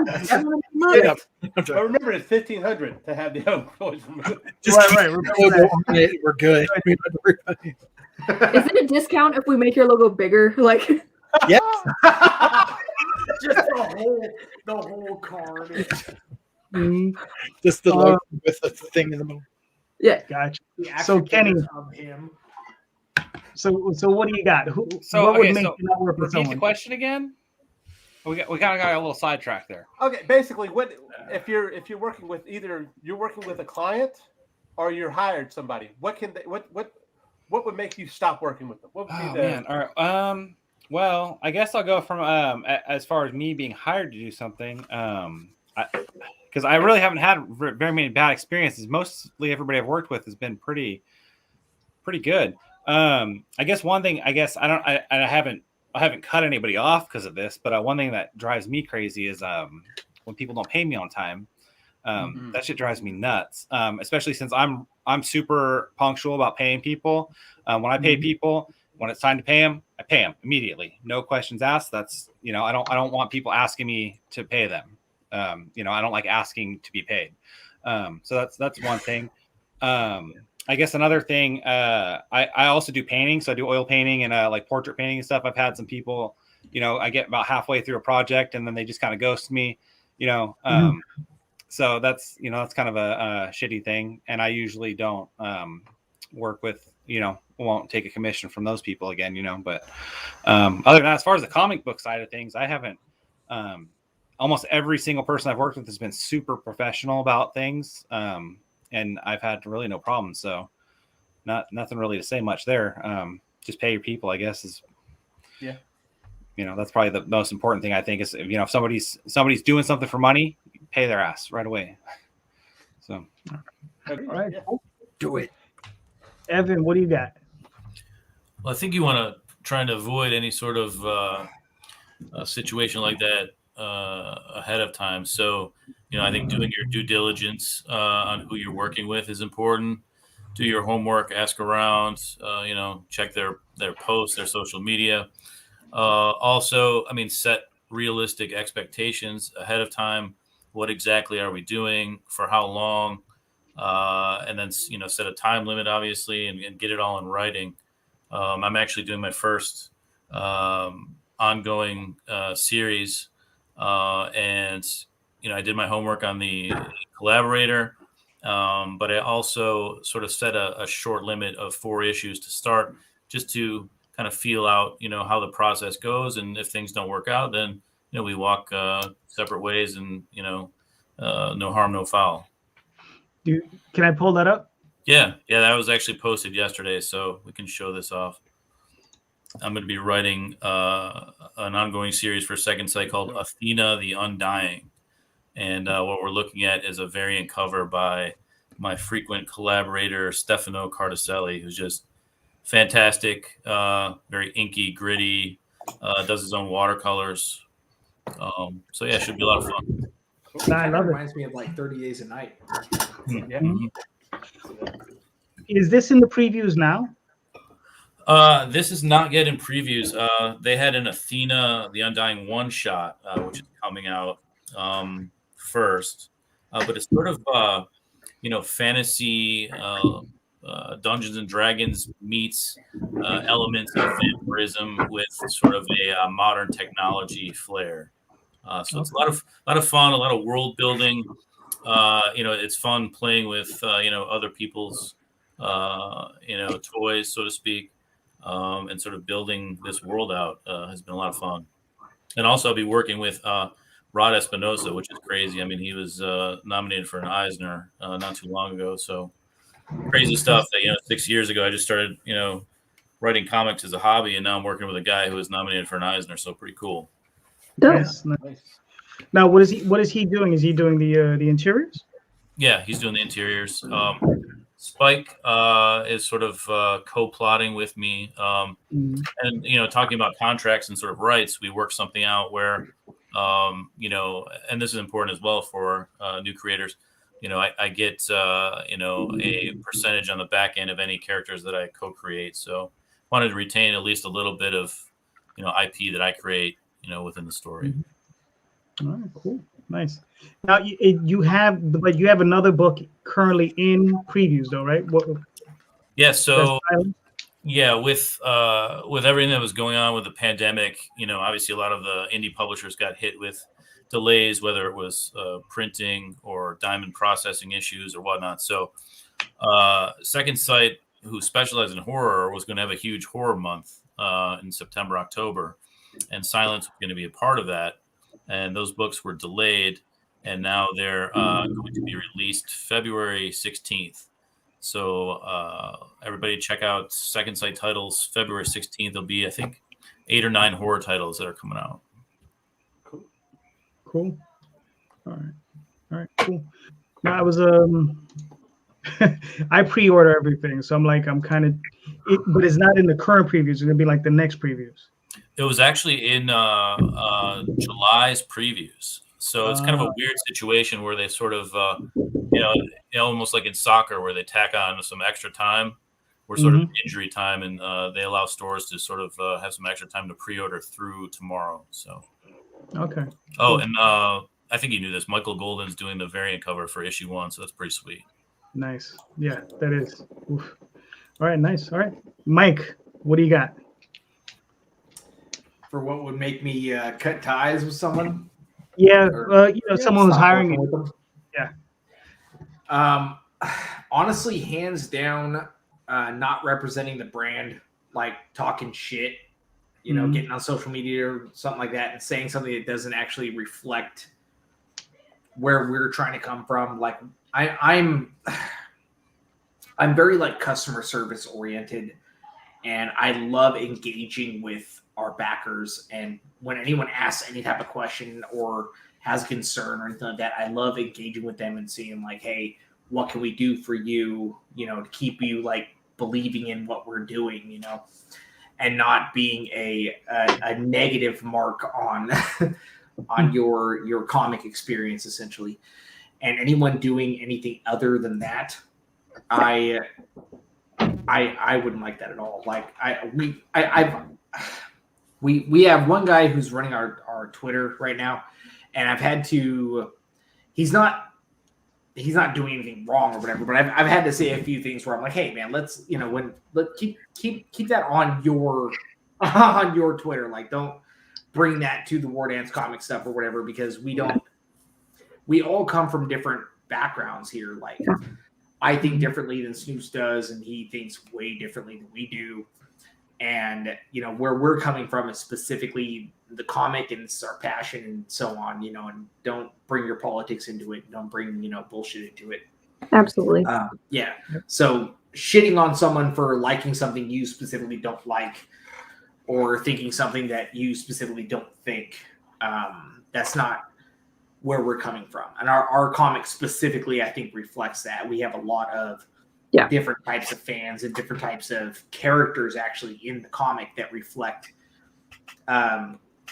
real life comics through the years and different genres of comics and whatnot, and just kind of showing that there is a place for all of it, and showing how a lot of that has evolved, and how we all are in our own way essentially comic fans, and it's okay to like other things. Like, that's totally fine. There's a lot of shit that I like that a lot of people who meet me on a cursory level wouldn't think that I like, and that's okay, and dumping on someone for that, like, especially under our brand name or something, it's not okay with me. I'm a very introverted person, but I'm a people person. I want everyone to just be kind of chill and to kind of find that common ground that we can be all okay on.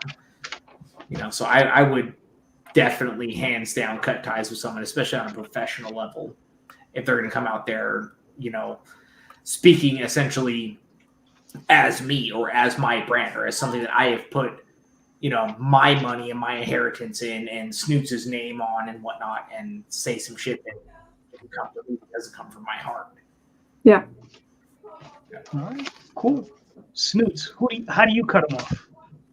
I've had 2 clients that I've cut ties with, and for similar but different reasons. One of them would like last minute be like, all right, I need this amount of work by tomorrow. And it's like, you didn't even check my schedule to see if I can fit that kind of work in by that deadline.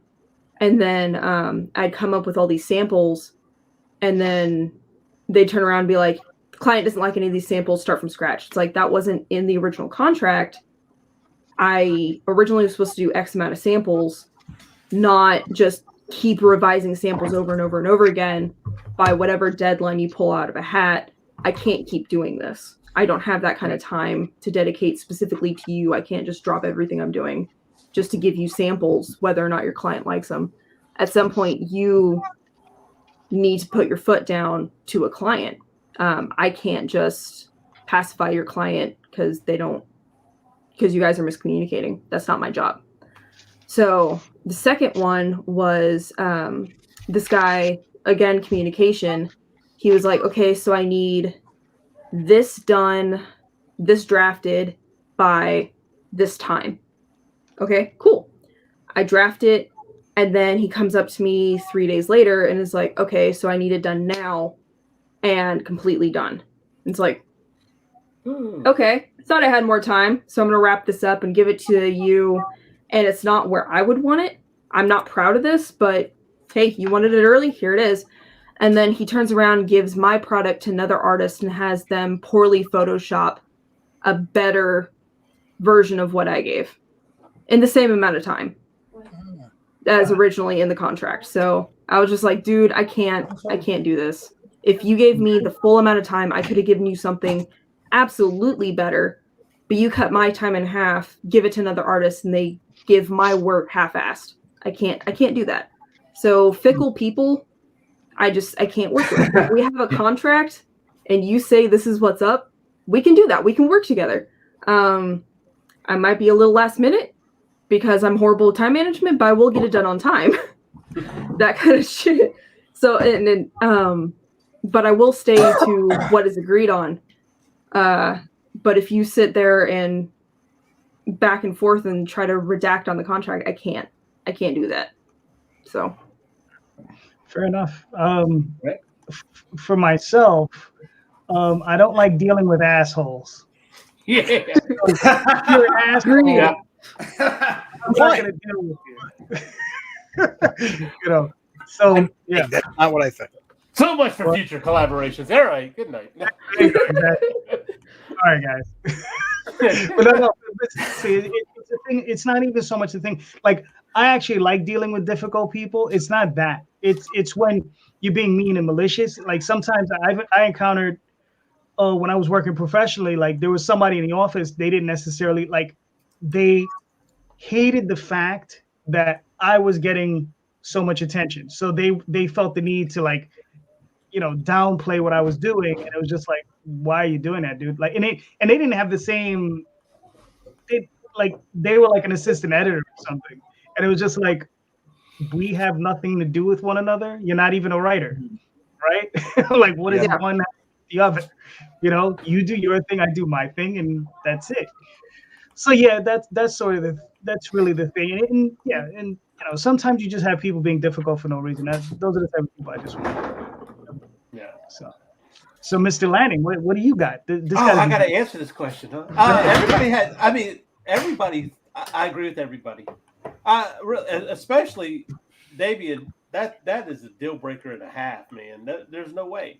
My name's got to go on it. Even if you want to call it ego, you can call it ego. But people have to know what I've done. That's how I get more stuff. Well, he's a nice guy. He does good work. It's not even anything personal. It's just like about him. It's just you don't ask that. No, after you've collaborated with someone on a project, you don't ask to take their name off of it. You know, you just don't. Sorry. I don't think he's a jerk. I understand why he would, but it was insensitive. But as far as that, I haven't come across anybody that I absolutely if I feel like I'm getting screwed somehow, I'm going to step back. That's for sure. And so there's varying reasons for that. So I don't have a concrete yet as far as that. If you're difficult, I don't have a problem with you being difficult. I don't have a problem with you changing your mind and saying, "Hey, let's do this." If you're going to be dealing with artists, I'm an artist, but if you're dealing with artists, and I'm including writers in that, things are going to change. That's just how it is, and it's best for you to understand that. But if they're going to be a jerk about it and they say they want this, you give them that, and then they say, that's not what I wanted. And that happens too many times. Okay, look, I think you need to find somebody else who might see your creative vision before you do and just step off. So Yep. Yeah. Absolutely. All right, cool. Yeah, I got one. I don't know. We kind of already fallen into this one. We're going through so many questions tonight. It's merchandise. What merchandise have you done? Right? How did you do it? And what's the merchandise you're most looking forward to doing that you haven't done yet that you're looking forward to doing? Right? So I think we're up to Kenny. Merchandise. Let's see here. Where you probably have one sitting around here. You got those coins anywhere? And let me tell you, Kenny got some knowledge coins. Kenny has some cool ass merchandise. Okay, so one of the things I do for my Kickstarters, that's what I was asking. These coins made, and these are cool. These are like these thick ass coins, and they're just like I do these for Kickstarter backers, and I've done one so far. I've done 3 campaigns so far, so I do one for each one. I was gonna say I've done them all. They're really cool. I like this kind of stuff, these little kind of things, like that, little coins, and then I've done the action figure, the one that I just showed you guys. You guys seen that? I did that with Damion, and then hats. I like hats. So I have I work with one of my buddies did. I have another one around here somewhere that my good friend did for me before he closed his business, and then I know another guy in town here that does hats and shirts and stuff like that. Shirts are a little more expensive, especially right now because they're hard to get stuff. Because everything's on shipping containers out on the ocean, I guess. But black shirts specifically, I guess, are the real hard ones to get. So, But we do. I'm gonna do some shirts, hats, and I can't think of anything else right now. Action figures seem like the coolest thing to make, really. I think. Nice. Evan, he's another one that has really good merch. Yeah. So what do you got, Evan? Yeah, so obviously when I was doing Johnny Phantasm with Patrick, we had everything under the sun. We had action figures. We had glow-in-the-dark action figures. We had poker chips that were very popular and collectible. Softball T-shirts. Probably my favorite, though, were the sort of retro metal lunch boxes. Those were really cool. And we could also fit 3 of the action figures in the lunchbox, so that worked out very well.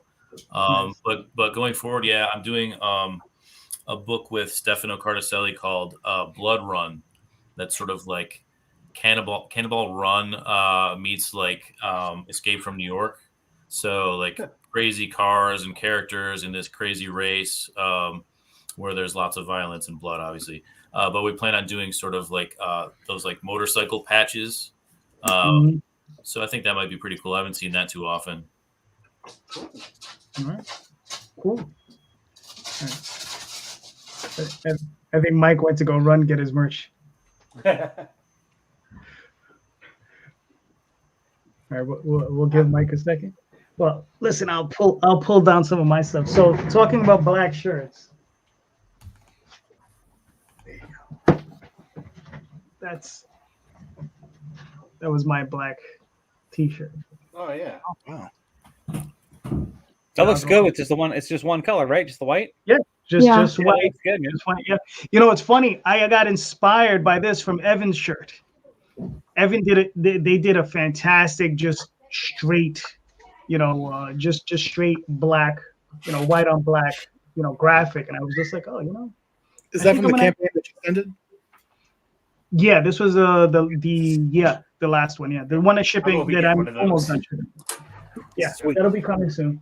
That way I can wear it on the stream and I could kiss JD's butt without actually saying anything. So yeah, there you go. And then we had our pins. Oh, there you go, Evan. Yeah. Hold on, Evan. Let me pull you up.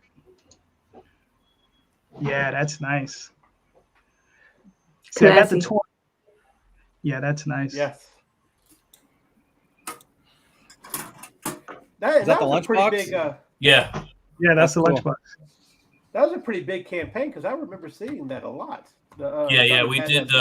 We did really well, and unfortunately, Patrick and I have sort of parted ways for now. But he's got a campaign up on Indiegogo that's pretty successful. I think there's about a week left, so no bad blood. Give him some support.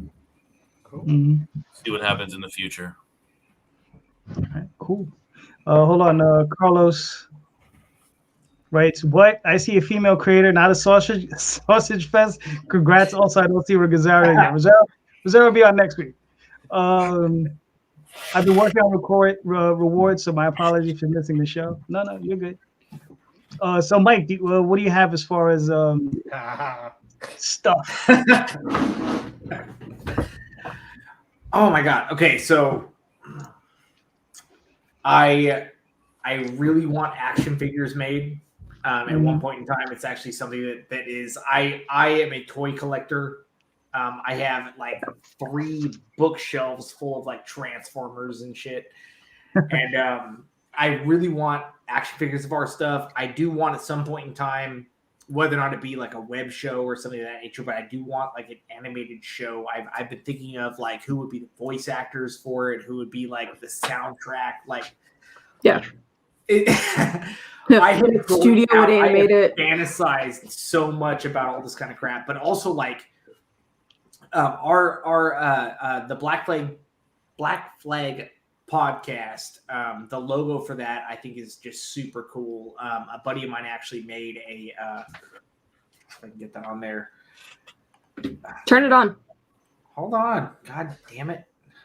Like that thing there. Cool. Yeah. So like. All right. I don't know how to work this. Hold the button down. Shh, shut your goddamn mouth. He says it comes out, it doesn't. All right. Anyway, I want that logo like on a hoodie, like a black hoodie, or like I have a Wolverine, like a zip up hoodie or whatever. And I love it, and I picture like a biker vest almost, like how they have their logo and everything on there. Like I picture that like on the back of it, like maybe even like sewn on or something like that, like patches. Yeah, that kind of shit I would love to have. But also, there's it started out as a webcomic. It was a comic called Scurry, and I ended up buying the box set of it. And when it came in, I was blown away with how it was 3 books, but it was on a slipcover, and it was just like the material that was used was like beautiful, and it was old school. Like it had like the gold. It was like printed in gold and whatnot on the thing. And I thought of having our box set, like when we're done with everything, having a box set and having it be like two box sets specifically. And I had already thought of the design I want to do for it. And I have this like vision in my head of like, once we're done with everything, we actually do finally fulfill everything, coming out with like an ultimate collector box that has all the other stories and everything that everyone else has put into it. And like that kind of a shit, like right before I finally fucking die from the stress of doing all of this, putting out this ultimate collection box set of the whole canonical story of issues, and like the design, like simple, but also like powerful, just the design, like Patriots emblem being the whole front of the box set kind of a thing. Yeah. Like I have fantasies of being able to put out shit like that. Dude, I I had fantasized about merchandise, dude, for a while. Like, just super cool. Just having it out there, just be like, this is some shit you can have that people would have up on their shelf, Yeah. and be like, that's fucking cool. Nice. So yeah. Yeah. No, I got you. We're all there. Snoots, what's the piece of merch you most want to see for yourself? Like, what's the thing you're fantasizing about? What do you want? Well, I appreciate other art. I can't stand hanging my own art up because I'll sit there and like look at all the flaws or what I could have done or something. I like having other people's art up. So from that stance, I think of like, okay, what would I want? And as my upbringing, I'll say, as a traditional realist oil painter, I want to do hyper realistic versions of our characters and do these like Rembrandt style, just deep emotional single character limited prints of our characters. I think that would be a really cool merch to have. Also action figures. I really want some fucking action figures because me and Mike sat there and like legitimately took a few weeks to like think about, when we say our comic is 7 years in the making, we're not fucking kidding. We thought of every little fucking detail that could matter. It's 9 now. So when it comes, 9. But when it comes to like the body armor, with Mike having fighting experience, we actually thought about like, there's a fantasy element to it, but like, can people actually move in this? So I want to see figures of the armored characters. I want to see figures come to life. Like, we've been working on these characters for so long. I need figures of it. So yeah, with the painting prints and figures, that's really what where my heart's at. Cool. Damion, what do you got, buddy? What do you got? I hate action. No, I'm joking.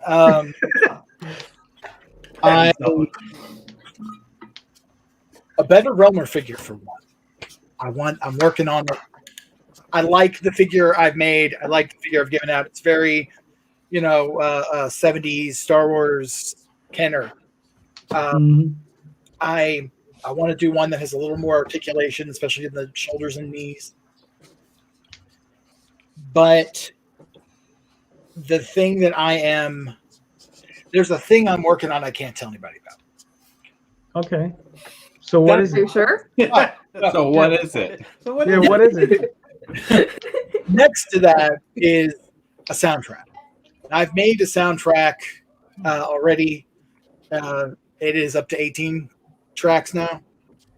All original music by me. All somewhere between like electro, house, ambient kind of music. Yeah. I have a song that I'm working on that I don't think I've told my wife about this.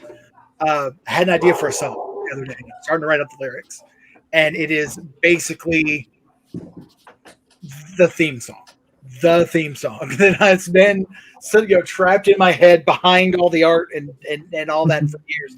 It's finally come. I know what it is. I know what the words are. Just got to get them all down, and then I got to find actual musicians that like do instruments and don't just have like GarageBand and Audition. And but there'll be some of that too. There'll be some of that in there too. But once I get that down, then that's going to feed into the secret project I got going on. I can't talk about it because I'm probably going to do a Kickstarter later in the year. That's going to be related to it.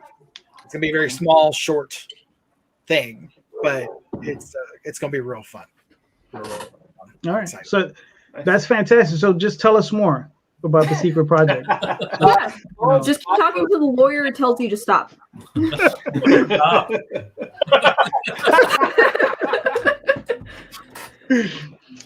All right, Mr. Lanning, what do you got? What merch would you like to see of your stuff?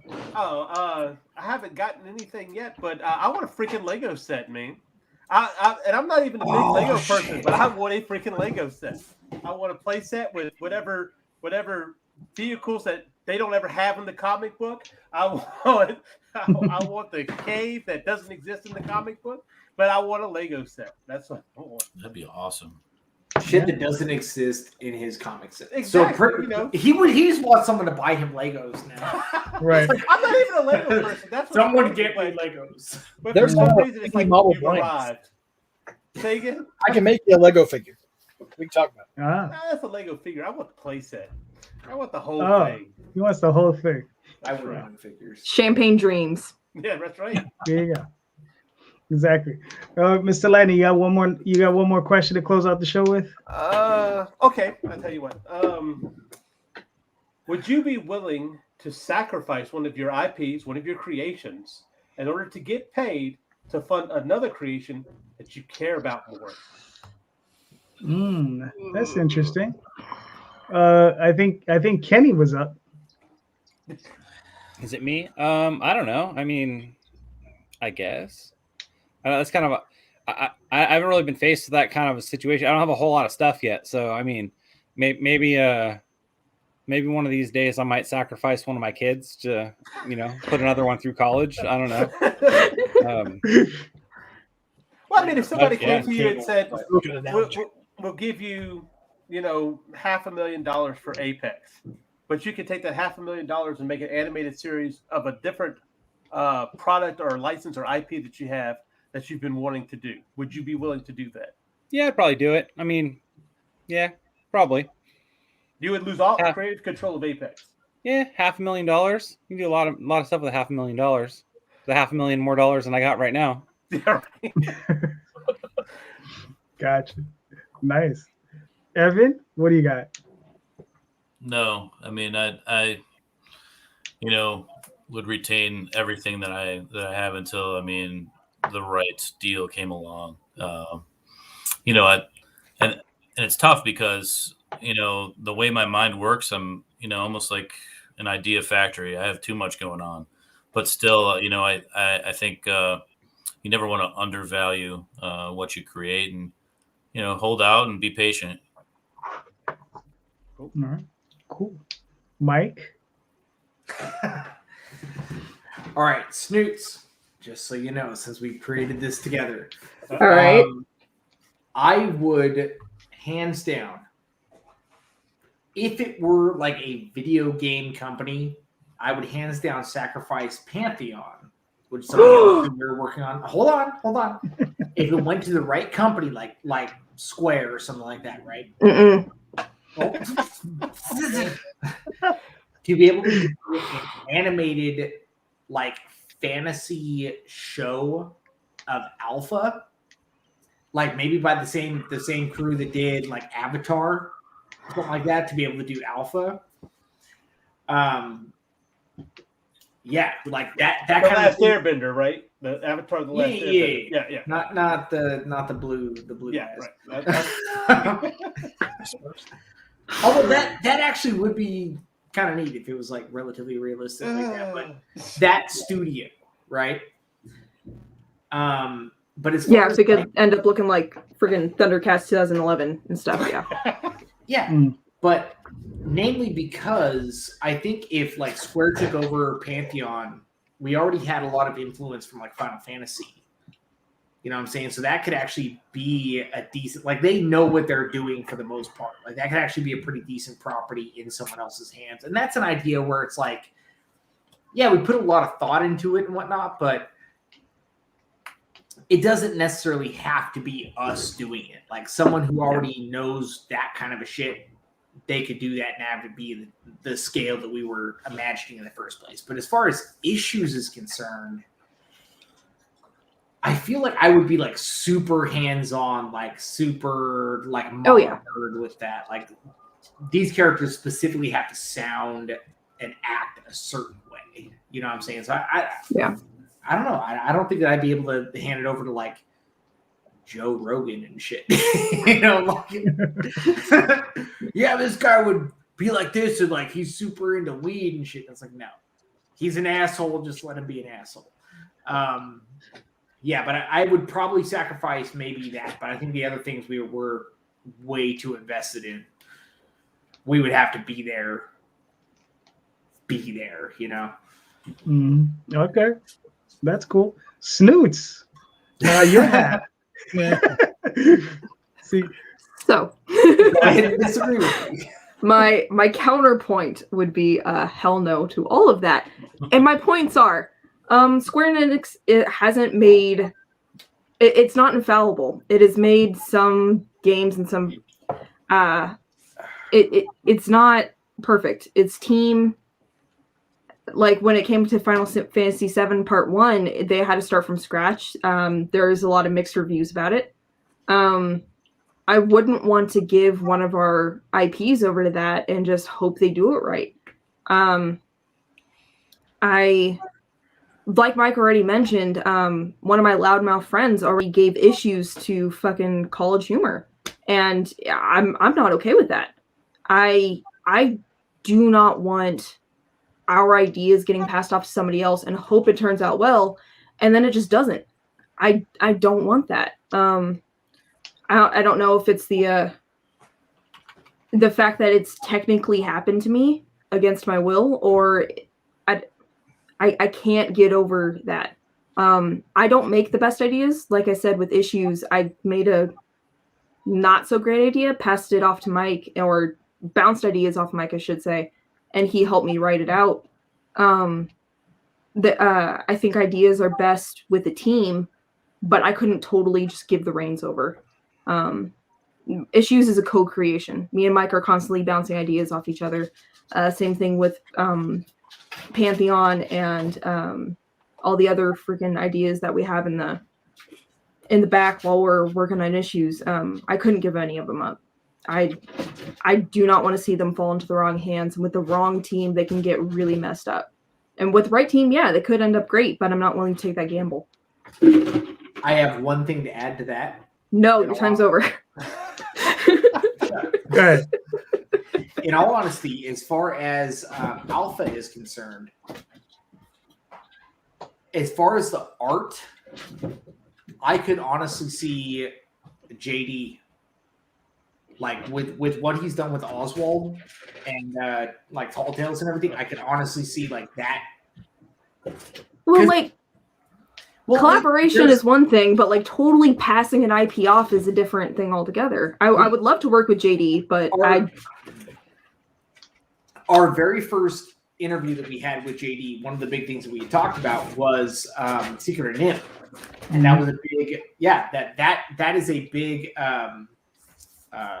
influence with Alpha as well as Secret of Nim, and I think that JD and crew could show that same type of like care and love to that.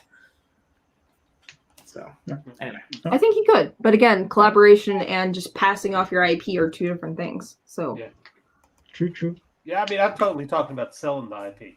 Just cutting time. I couldn't. Damion, Damion, how do you feel about it? Do we have a choice? Like, do we have something? I have something prepared specifically for that eventuality. Yeah. It is not. I put a lot of effort into it. It's something I've been building off and on for the last 20 years. Just had a random idea about something, and it's called Funky Town. If you go to my DeviantArt, you'll see the development stuff for it. But in 2010, I actually sat down and like fleshed the whole story out, and it has a beginning, middle, and end.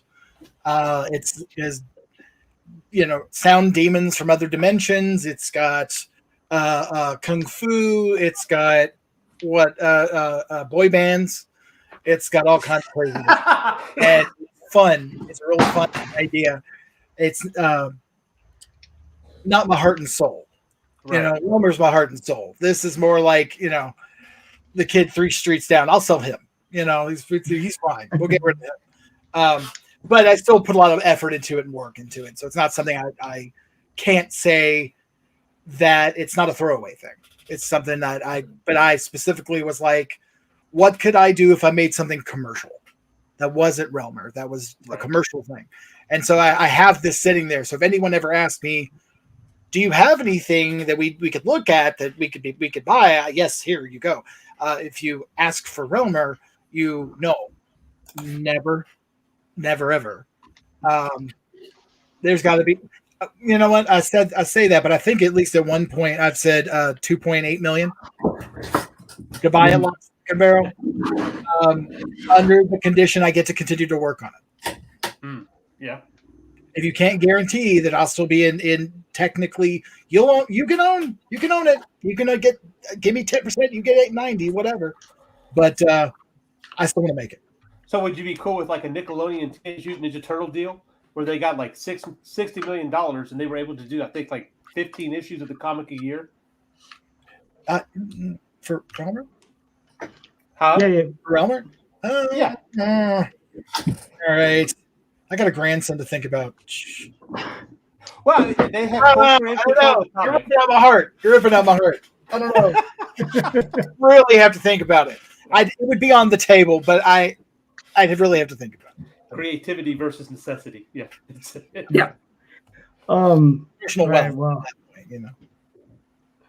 Yeah, this is a tough question because I know for myself, I have actually a bunch of IPs, but if we're talking about Oswald, shit, it'd have to be a lot of money, and I would have to have the sort of deal where I could continue to work on it. Yeah. And when I say it's a lot of money, it would be like somewhere in that $60 million range. It'd have to be a lot of fucking money, because I just couldn't. I'd be like, I've been working on it since I think before Snoots was born. I've been working on it that long, and I mean, it's just like, I just recently finished writing the last story. I'm in the process of writing a couple of stories that are in the middle. And I'm like, ooh, could I just give it up like that? I don't know. If it even if it was something like Tall Tales, then that's a conversation I'd have to get into with Daphne, because she's my 50-50 partner, right? So it's like, then I have to consider her feelings towards it, because she might be like, yeah, sell it. Yeah. She'll be like, $60 million, sure, fuck that. Yeah, I want to go. I'm gonna go on permanent vacation.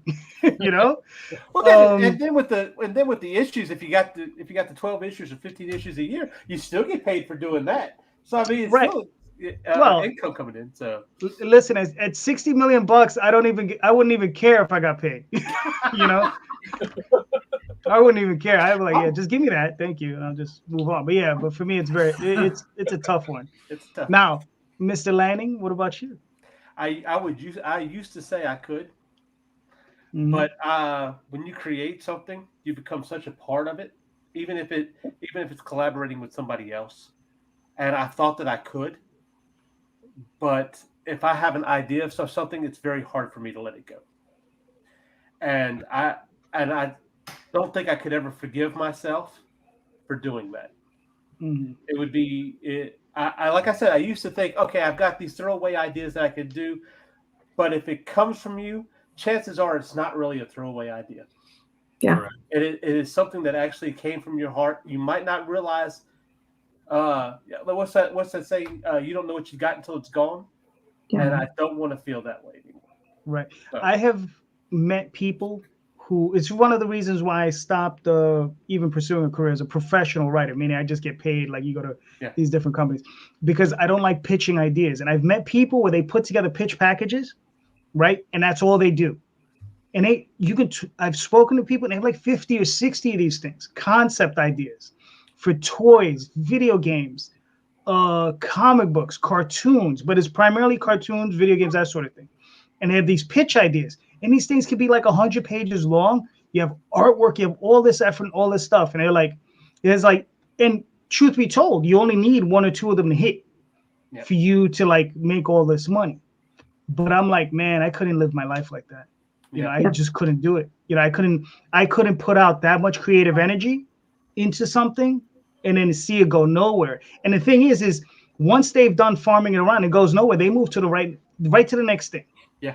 You know, and you can tell when they're just phoning it in. You could tell like there's just stuff by the numbers. You could just tell like stuff, you know, like everybody knows, you know, the 3 arc, you know, the 3 acts and so on and so forth. And like they put together the thing and it's like very familiar. You know, and you're just like sitting back and going like, yeah, I've seen that 40 other times. Yeah. Right. Yeah. And they're trying to like put a different skin on it or whatever. So yeah, it's a little weird. But yeah, I would have a hard time doing that. If I can go ahead. Sorry. If I can just add a little something that's kind of relevant to the current market. I see a lot of controversy of, yes, of course, Marvel and DC, where characters are getting revised over and over again. And some people like the new revision. Some people are getting tired of the constant revision where just come up with a new idea already. Mm-hmm. And some people are like getting into arguments of like where the character started, where the character is now, and the character develops over the years, and what is the true heart of the character when it's passed around by so many different writers and so many different eras of character arcs or different alternate universes or whatever. When an IP gets passed around enough, it loses what it really is. And the reason why I'm just a firm no is the likelihood of my characters getting that high are slim to none, but just the possibility of the heart of something getting warped to that degree to where it's the heart of controversy like that. It would just break my heart. I couldn't do it. So just seeing how the current market is and seeing the potential for an IP to warp into that, I can't. Cool. Well, go ahead, Michael. Go ahead. Well, let's bring up George Lucas, for instance. When you had George Lucas and you had Star Wars, and you had your extended universe, he didn't have a problem with that. He brought that playground. He asked people to come in and be a part of that playground. The only thing he couldn't do was write about Yoda. That was it. Everything else was pretty much on the table, and you could bring it. Now, versus him selling it to Disney. And I think that's probably heart-wrenching for him versus anything that's happened to the extended universe before that. Because everybody that came to the extended universe had a love for the product. Absolutely. When Disney got a hold of it, it's a product now. It's not a love for the product. It's just merchandising. And I think you could see, if you go back and you look at the old books versus what we have now, you see that love is not there, and you can see the deadness that happens when you just, well, quote unquote, sell out. And I think it's a prime example of that. Yeah. All right, cool. Listen, guys, it's been 2 hours in. We're at the end of this. So thank you very much. You guys are awesome. This was great.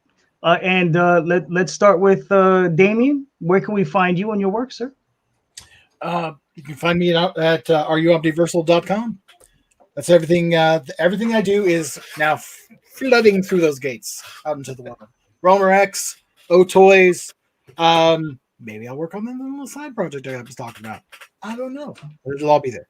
All right, nice. Kenny, where can we find you and your work, sir? I am. You can find me on Facebook at Kenny Aitken. I'm Kenny Aitken Art on every other platform. I think I have like everything. So yeah, I think that's it. Yeah. All right. Cool. Evan? You can find me on Facebook and Twitter. You can find most of my titles on Facebook and Instagram. I'm also on LinkedIn. And Silence will be in comic book shops February 16th. Sister Kate, which is part of Brian Silverback's Kara Prime Present series, will be out in April. If you're into former nuns turned into demon hunters.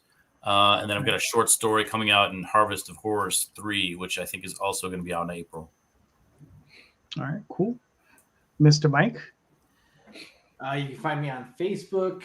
By all means, hit me up on Facebook and so Mike Marshall and War Dance Comics on Facebook. Mocha Boy Thunder on Pornhub.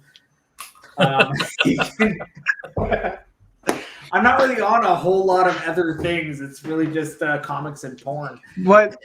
Send me the Pornhub link. I'll put it in the show notes for you. Okay.